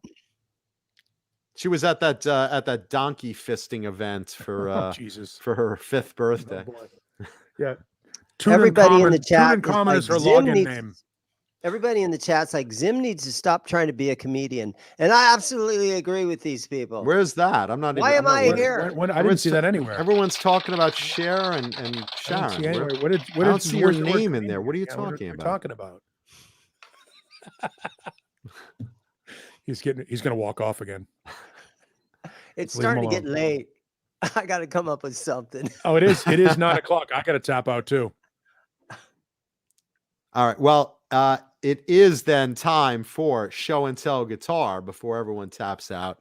Let's end the show. Yes, Craven Soda. We still have some other stuff, but let's do show and tell guitar. It is time. Brought to you by the sponsors we mentioned and Vinum Custom Pickups. Amazing Vinum Custom Pickups, hand wound by Craig Vinum, one of the premier boutique pickup builders. There is the Mancuda Custom.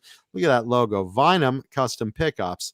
You want to call Vinum Pickups because if you want to resurrect the tone in your guitar, you want to call Vinum Pickups and check out what they have for you. They will mimic any tone you want. They will custom tweak it. You want something that sounds like a Duncan JB, but a little less muddy or a little brighter than a custom. You call Vinum Custom Pickups. Let them know you saw it on Talking Guitars and 80s Metal Live, and Craig Vinum will take good care of you. Vinum Custom Pickups, made for you. And Johnny, who makes the best kill switches out there for pro players? Well, John, for pro players like yourself, Tessie Switch. That's what I thought. Tessie Switch, the greatest guitar kill switches out there. Tessie Switch is the one you want. Go to Tessie Switch's website. Check out what they have for you. You want a kill switch that is durable and functions right all the time? That's what you want. You want a Tessie Switch. That's what the pros use. That's what you want. That's where you want to go. And Johnny, when you go to hot rod your guitar, when you want noiseless springs, when you want special tuners, when you want a titanium bridge, when you want saddles that are special, when you want all those parts, where do you go to hot rod your guitar? I go to fu-tone.com.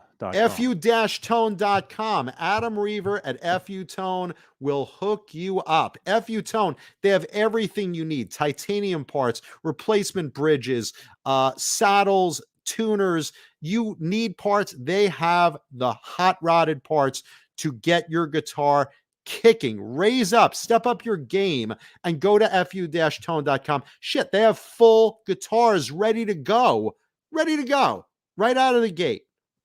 Go to fu-tone.com and check out what they can do to hot rod your guitar.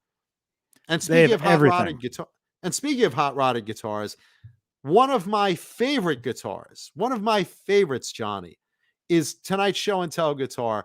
I love these things. I've always loved these things. I said that tonight's show and tell guitar was a beautiful girl. That was your clue tonight. Johnny, if you please.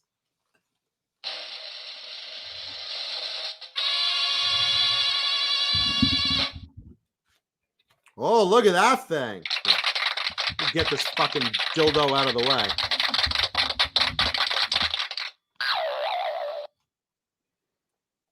There we go. Look at that. You must have like 20 of those. I have, I believe, 17 now, in different colors and types. Let's see. There's your thumbnail. You got it? One more time. Got it. Okay. This is a 1989 BC Rich Gunslinger. I love these things. And again, this is one of the Nagel graphics. I love them desperately. They, obviously all different colors, made famous by CC DeVille, played a pink one. Eric Turner of Warrant had one. And again, of course, you want what you can have. They stopped making these after a short amount of time. They're all hand painted. They stopped making these. This particular one originally, this particular 1989, this one was a different color originally, and it was shortly after put into a Nagel graphic. And I love these. They're hard to get because the Nagel estate does not allow people to paint these. And that's what the deal is. Dan Lawrence started doing them at Jackson. He moved over to BC Rich.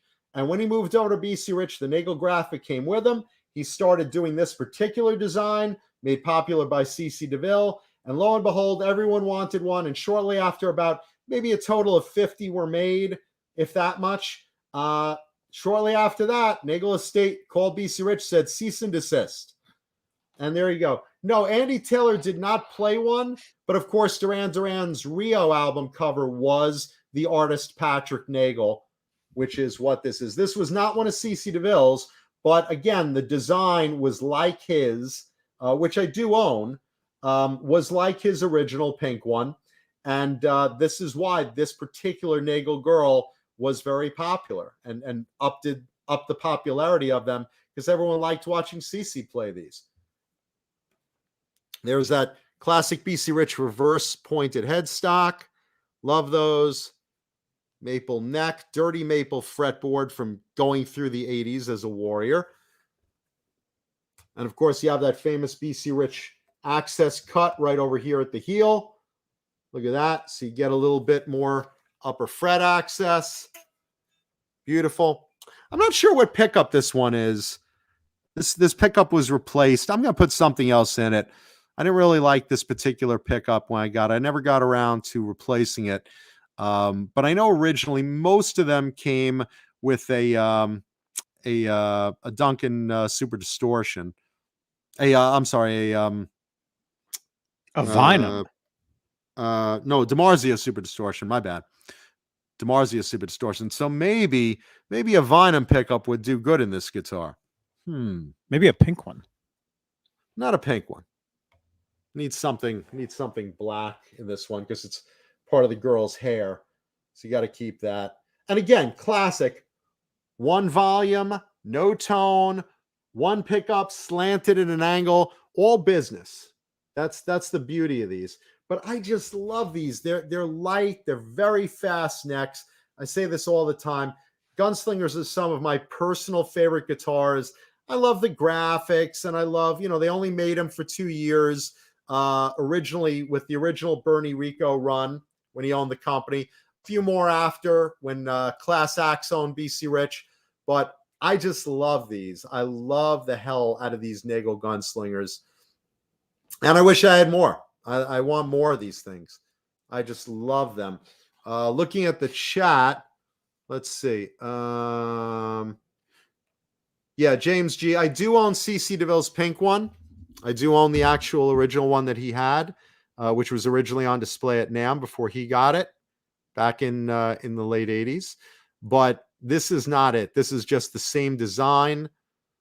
And I just love these things. I mean, you guys have seen me with these all the time. If anyone has any they want to get rid of, just message me on Facebook, man, because I love these. They just play really well. They're very simple. This is one of those all business axes, just like, Kramer has the Beretta, slanted pickup, Floyd Rose. I mean, this is a licensed Floyd Rose because Kramer had the actual Floyd Roses. But this is Takuchi and, licensed by BC Rich, licensed by Floyd Rose. And again, fast maple neck.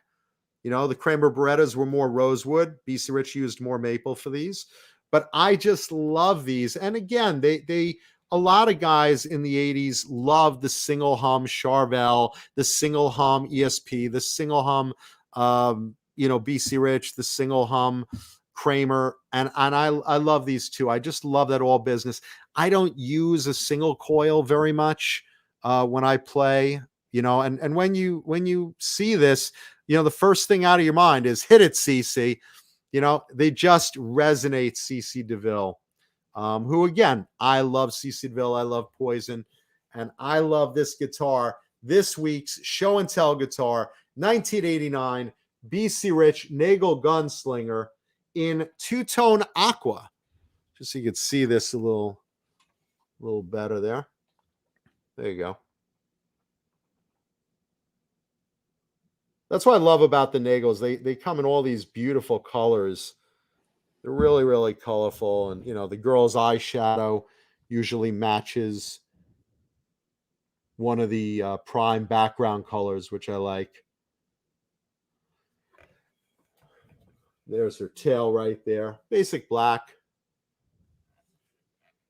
And again, I just love the shit out of these. There you go. Hit it, CC. Really, really cool. And the slanted pickup, it's just a thing. It was started in the Kramer Berettas and, brought over to BC Rich. It just gives a little bit, more of, what is it? Less bass and more treble. I guess the way it's angled catches the strings a little better. So when you started using Floyd Roses, initially the pickups were set up for a different bridge. When the Floyds came, the spacing was different, so they kind of angled it. I think Eddie Van Halen started that, if I'm not mistaken. Is that correct, Johnny? Angling the pickup? Yeah. Angling the Van Halen started that, right? Basically, from what I understand, to catch the angle of the strings better for the Floyd spacing. And then they started using F spacing later on. But initially, when used a Floyd, the spacing was different. So they angled it a little bit upward toward the treble. Yeah, like that. See? Like that. Or like this. But that was the basic idea, was because initially the Floyd was tighter, was a little tighter spacing. So to get the poles right over the strings, or right under the strings rather, they just angled it a little bit and it just fell a little better. Just lined up a little better. So there you go. Today's show and tell guitar of the week.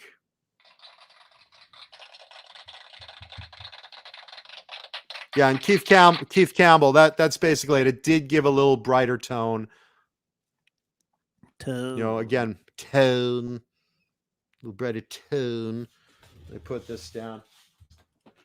Let's touch on, before we leave, the other guys left. Well, that's okay, Johnny. You and I could still do this. They're eating popcorn. They're eating delicious Colonel's gourmet popcorn is what they're doing. Those lucky devils. There you go. Let's see. Before we leave, let's look at David Lee Roth recently posted up another of his paintings describing basically what he's talking about. Because as you know, because of the pandemic, his final farewell show tours in Vegas were canceled. So he always seems to want to talk through his paintings. I don't know why. I don't know the purpose of it.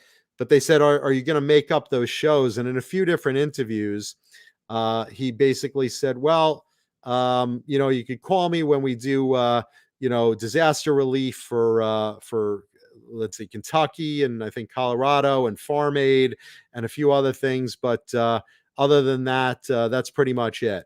So I don't know if he's going to make up those shows at all. So far, no.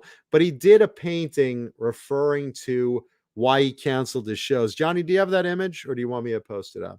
Which one are you talking? You talking about the latest, like the brand? Yeah, new? the latest one. The Latest frog. one? Yeah.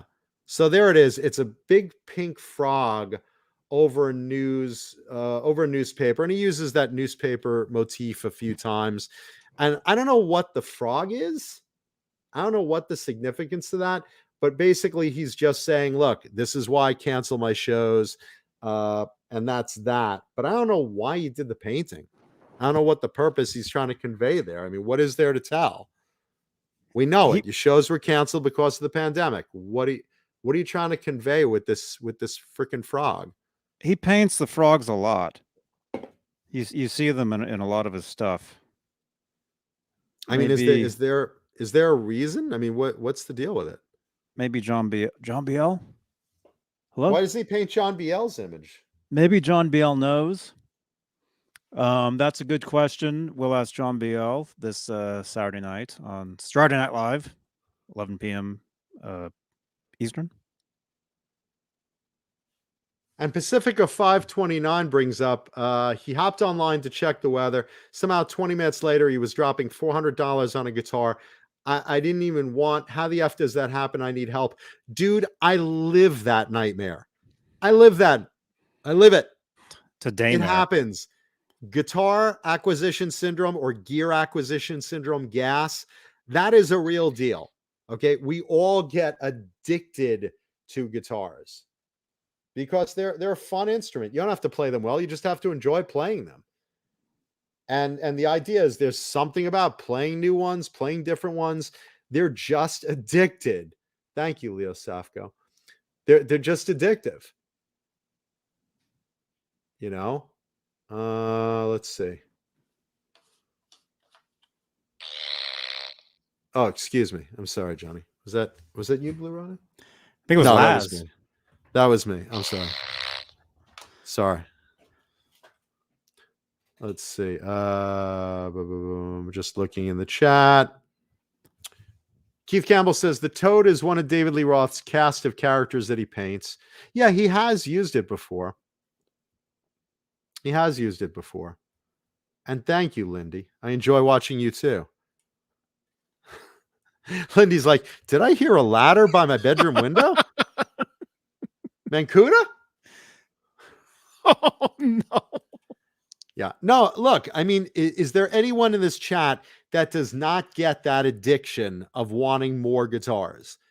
You know, same way that, women like shoes and bags, guys and girls like guitars. There's something addictive about Well, guys kind of like getting shoes a and new bags one. too. Yeah, no, look, I can think of a few. But regarding guitars, Johnny, I'm just saying that, look, you have to admit there is something addictive about when you're, in a guitar store and you spot that new looking, cool, extra. What's that smell? Apparently, I don't like Johnny, buying you have shoes. your shoes off. Your shoes off. I'm sorry, man. I didn't see that. These are horrible. I smelled something that smelled like seaweed wrapped in anus. And I couldn't place the smell, but it's your okay. No, but I mean, you know, tell me I'm wrong. Tell me you in the chat do not get that feeling of addiction when, you know, you're out of friends, you play something in his collection and you're like, oh, this plays really nice. Oh, I like the graphic. Oh, I like the paint. Oh, I like the shape. There's something about that new guitar. It's not cheating. If you're married, you're still loyal to your wife. It's not cheating. There's something about another guitar. There's a reason we keep buying them and buying them and buying them. All of us do it. Johnny, me, Paulie, Dane, Jay. At least Jay has the sense to send them back. But everyone else, you know, we all get addicted to it. You know, there's just something about it. You know, I like to spread the love through my collection. Jesus rapes me. You don't have to have an acting career. It doesn't matter if you buy hundreds or if you buy 10. You need more than one. That's the idea. You just need more than one. There's something about it. You know, I don't know a lot of people with one guitar, two guitars. You need at least 3 in a month. Today. Do you guys in the chat know what I'm talking about? Do you guys in the chat ever I know you all have, so let's all fess up to it. None of your wives or husbands are watching. You know, you go to a guitar show, something catches your eye. You don't expect it. Something catches your eye, though. You go into Guitar Center, something catches your eye. You play a friend's guitar, something catches your eye.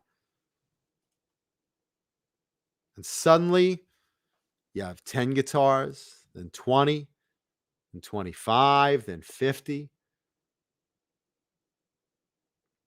Randy Price asked, do I have an Yngwie Malmsteen Strat? I don't. And you know what it is? I have something similar. My first guitar was a cream colored Fender Strat. And that's the only guitar I have like that with all single coils. So it's very similar to what Yngwie plays. So I guess I do, but not an intentionally signature guitar like, you know, the Duck or something. But I do have one Fender Strat, and I like the sound of a humbucker. You know, I'm a 80s hairband guy. I need a humbucker. That's what I get joy out of playing. I don't use a lot of single coils. I have guitars with them. You know, I have Jackson soloists that have a hum and 2 singles, or some Ibanez's that have a single in there in the mix somewhere. I have some BC Rich, you know, Assassins that have a hum and a single. I mean, I have single coil stuff, but as far as exclusively single coil stuff, I just don't use it much. I don't do a lot of clean stuff. When I do, I just turn the volume down on a humbucker and play on the clean channel on the amp. You know, so, but as far as, you know, do I have a Malmsteen signature Strat per se? No. Do I have something similar? Yeah, I guess I do. There you go. What about you, Johnny? What was the question? Oh boy, I wasn't here. I know. No, I'm just talking about, like I said, guitar acquisition syndrome or gear acquisition syndrome. How addictive it is when you stumble on, you know, when you stumble on that guitar. To me, it's more when it comes to used guitars, like a used guitar shop. Going into Guitar Center, you guys know I do my stealth, you know, videos at Guitar Center all the time. Hey, it's that Beane guy, security. Get him. You just see the recording. Hey, everyone, this is Johnny Beane. Whoop! Come here. Yeah. When it comes to like pawn shops or used guitar shops, it's more about the used stuff for me. Seeing something really cool and like out there, I think is cool. But if I go into Guitar Center and I see all the same stuff all the time, it's like, meh. Yeah, I mean, I don't get a lot out of Guitar Center unless I go to the one in Hollywood, and that gives me a lot of vintage used stuff. I admit that, but you know. By the way, let's see. Justin Bieber has the virus. I know a couple people in the audience. Senator Picorni fighting the virus. Lindy Lou and Mary fighting the virus. Couple of guys in our audience. I just want to wish you all well. And hope you're taking care of yourself. Hope you're isolating. Hope you have a speedy recovery. Justin Beaver in the chat as well. Look, I know people that have it. I know people that have died from it, unfortunately. Hopefully that will not be you. And if you have not, I highly recommend take the choice, take your freedom, and get vaccinated. Just do it. Wear a mask. It's not fun. I get it. I don't enjoy it, but I'm just saying for your health, so you don't get seriously ill, please get vaccinated so we could get back to normal music, so we could get back to live music, and speedy recovery to our audience members that unfortunately have caught it. I don't want to see anyone sick. I love our audience. We appreciate our audience. So, well, Justin, if you are vaxxed and you still got it, that happens too, especially with the current virus variant. So at least you won't get really sick. You won't be hospitalized, and thankfully, people aren't dying that have been vaccinated. So that's good. Bozique brings up Ingve's pickups are not single coils; they're stacked hums that fit single coil slots. Okay. Fair enough. I have a few stacked single coils. I do. The one Fender Strat I have though, that's just single coils. I haven't done the stacking hums. But good point, Bozique. Good point. There you go. Anyway, look, we love and appreciate our audience. And this is a new year. I want everyone to get through this shit. And like I said, regardless of what you choose with your vaccine, please wear a mask. And above all, get better. Be careful. I just want us all to get through this shit. I really want us all to get through this. I value you. If you're watching this, I value you. That's it. I love you all, So there We you love go. all of you, even if you hate me. You specifically, John? I don't know why anyone would hate you. I don't either. That's the point. I'm the controversy here. I mean, Paulie and I are the mouths that open the doors, and no one hates you, no one hates Dane. It's Well, that's Paulie how and you I get that- it. You open the doors. It's With your Paulie and I mouths. that get the subpoenas usually. Thank you, Salami. Thank you, Black Salami. We appreciate that. Anyway, take a minute, leave a thumbs up, leave comments on the video. Leave comments on the video, whatever it is, something we mentioned in the show, whether you think Iron Maiden or Judas Priest is more popular, any of the obscure 80s bands we talked about later. You want to talk about what a witch Sharon is to Ozzy? Poor Ozzy. He's getting a whip cracked on his back, the poor guy. We love Ozzy. I just want to watch TV. Get out there and make money. That ain't gonna stay. That ain't gonna stay. No one smashes my friends on the air. Thank you. Anyway, leave comments, thumbs up, subscribe. We love you. We appreciate you. Johnny, let's give thanks to our beloved channel members. Yes. And love to Mama Kuda. Hey, if anyone wants to send Mama Kuda some kernels, delicious kernels, gourmet popcorn, I know she would greatly appreciate it because she's watching Dane right now, drooling. She wants some cheese corn, baby. She wants some cheese corn. Message me on Facebook. Wow. Oh, I would love some Colonel's delicious gourmet popcorn. I really like that stuff. It's delicious. It's gourmet. There you go. John Biel's enjoying it. You can dance to it. You sure can. Let's thank our beloved channel members. Oh boy. Once again, Johnny has the smallest writing in television. Warlag, your name will be up there soon.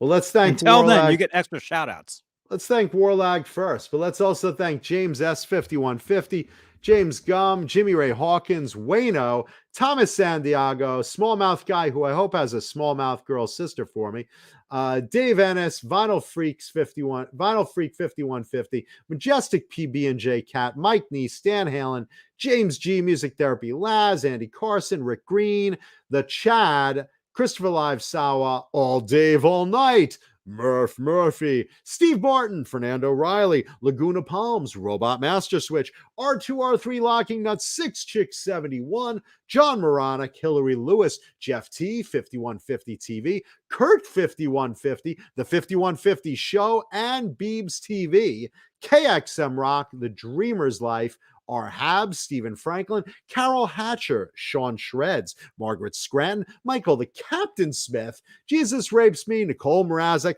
Brian Spalding, Joe Christian, False Flag, that's you, Johnny, Ghost BC Rich, Hugh Caldwell, Jim Nicholas, Mr. BHB Jr., that's Bruce, Thomas Santiago, Linny Lou, and my little geriatric sex kitten Mary, whose name you have to add, Johnny, Bo Zeke, and Steve Carmichael. Steve Carmichael.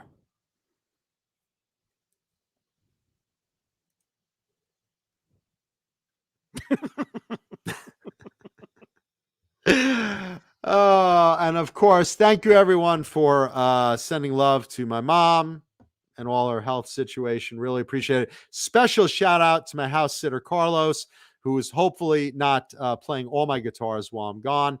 But I appreciate you keeping an eye on the house and living there and not filling it up with jizz and used condoms on my beds and Oh my all gosh. that kind of renting it out to homeless people while I'm gone. Thank you, Carlos. I really appreciate that. Shout out to you. Let's see. Carlos. Jeff K has a question. Have you shopped at LA Vintage Gear in Burbank? Would love to hear about the shop from a local. I have not. I've shopped a lot of stores. I have not gone to LA Vintage. I do a lot of private collector to collector stuff. A lot of people approach me with stuff, of course. Because again, this is what I'm kind of known for is, as the go-to guy for 80s stuff. And thank you, Kai Matthews. Mama Mancuda loves the audience too. She watches the show and she comments on everyone's comments about her. So thank you, everybody. Much love from Mama Kuda. Let's see. Do a Sockborn puppet show. Does my mom's sewing machine have a sexy dude painted on it? She's actually gonna paint Neanderthal in a bikini on that, in a thong. There you go. Wow. Music Therapy Laz, this great sushi place in Burbank. There's a lot of them. A lot of great sushi places out in LA. Sushi and Mexican are the big things out there food wise. If you go to Los Angeles, definitely I could give you 100 recommendations. But again, right now I'm at Mama Kuda's in New York, and yes, Renus, Mama Kuda does shave that box into a little heart shape for the next man I'm with. Oh gosh. Hopefully Neanderthal. I like that big hog. Let's see. Let's see. Kai Matthews, any more music news? Let's see. I think I had one more story. Let's see. There is one more thing I want to point out. I love Suffocation. For those, I'm friends with Terrence. Man. He's great. He shreds. Oh, you mean the band? Yeah, he shreds like no one else. Death metal pioneers. They're phenomenal. They're doing the Forces of Hostility North American Tour 2022. 30 dates kicking off at the Monarch in Brooklyn in May, making stops at Chicago, Albuquerque, Toronto, finishing in Clifton, New Jersey at the end of June. Band support Atheist. Opening band, Surreption, not familiar with them. and Contrarian on various dates. Terrence Hobbs says, shout out to my buddy Terrence, we're beyond stoked to return to the road with the Forces of Hostility Tour North America 2022. And tickets go on sale this Friday, January 14th, 9 a.m. Pacific time, 12 p.m. Eastern Standard Time.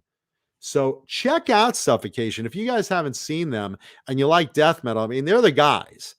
They're really the guys. They shred big time. So highly recommend checking out that tour. 30 dates between May and June. That's a really good tour. Really good stuff. Highly recommend them. So big time there. Friends of the show. And of course, just great band. Nice. I like Music Therapy Les. Mama, mama, mama, mama, mama, Cuda. Mama, mama, mama, Cuda. To the My Sharona theme. That sounds fun. And thank you for all the love to Mama Cuda. Alice Martinez, Music Therapy Laz, Keith Campbell. Thank you, everybody, for shout outs to Mama Cuda. She loves you too. What else we got, Johnny? We got anything else? Leave a thumbs up, subscribe. Smash the thumbs ups. A little later tonight, of course, I'll be live doing some GTA on Twitch, and I have an unboxing. Thank you to Mike Neese, which I will do on Twitch. So you have to tune in for that. Nice. And thank you, of course, to the great Neanderthal. And thank you, of course, to Dane Zimmerman of Zim's Guitars. If you're ever in Arizona, check out Zim's Guitars. Pop in and say hi to Dane. Take some selfies with Dane. Buy some stuff. That's he right. He won't ship it. He'll release it if you're there. And yes, rip Bob. Rest in peace, Bob Saget. We started the top of the show with that, of course. Yeah, that's crazy. And thank you, Music Therapy Les. Dane is indeed awesome. We love him. And thank you to all our sponsors, of course. Yes, and most importantly, thank you to everybody out there watching this. Because if it wasn't for that, John and I would be talking to each other. Which, we do anyway. But, look, I mean, Blue Rhino and I have a great conversation. I have a lot of talk with Mama Cuda, but we're happy and appreciative of you guys, our audience. Yeah, because we would be nothing without you. We are nothing without you. And we appreciate and love you and thank you and respect you. So there you go. Yeah. So leave a thumbs up on the video, and I will see you guys and girls next week. Johnny will see you soon on Twitch. Yes. There you go. Right? Rock on, everybody. All right. Johnny Beane TV. Bye. Good night.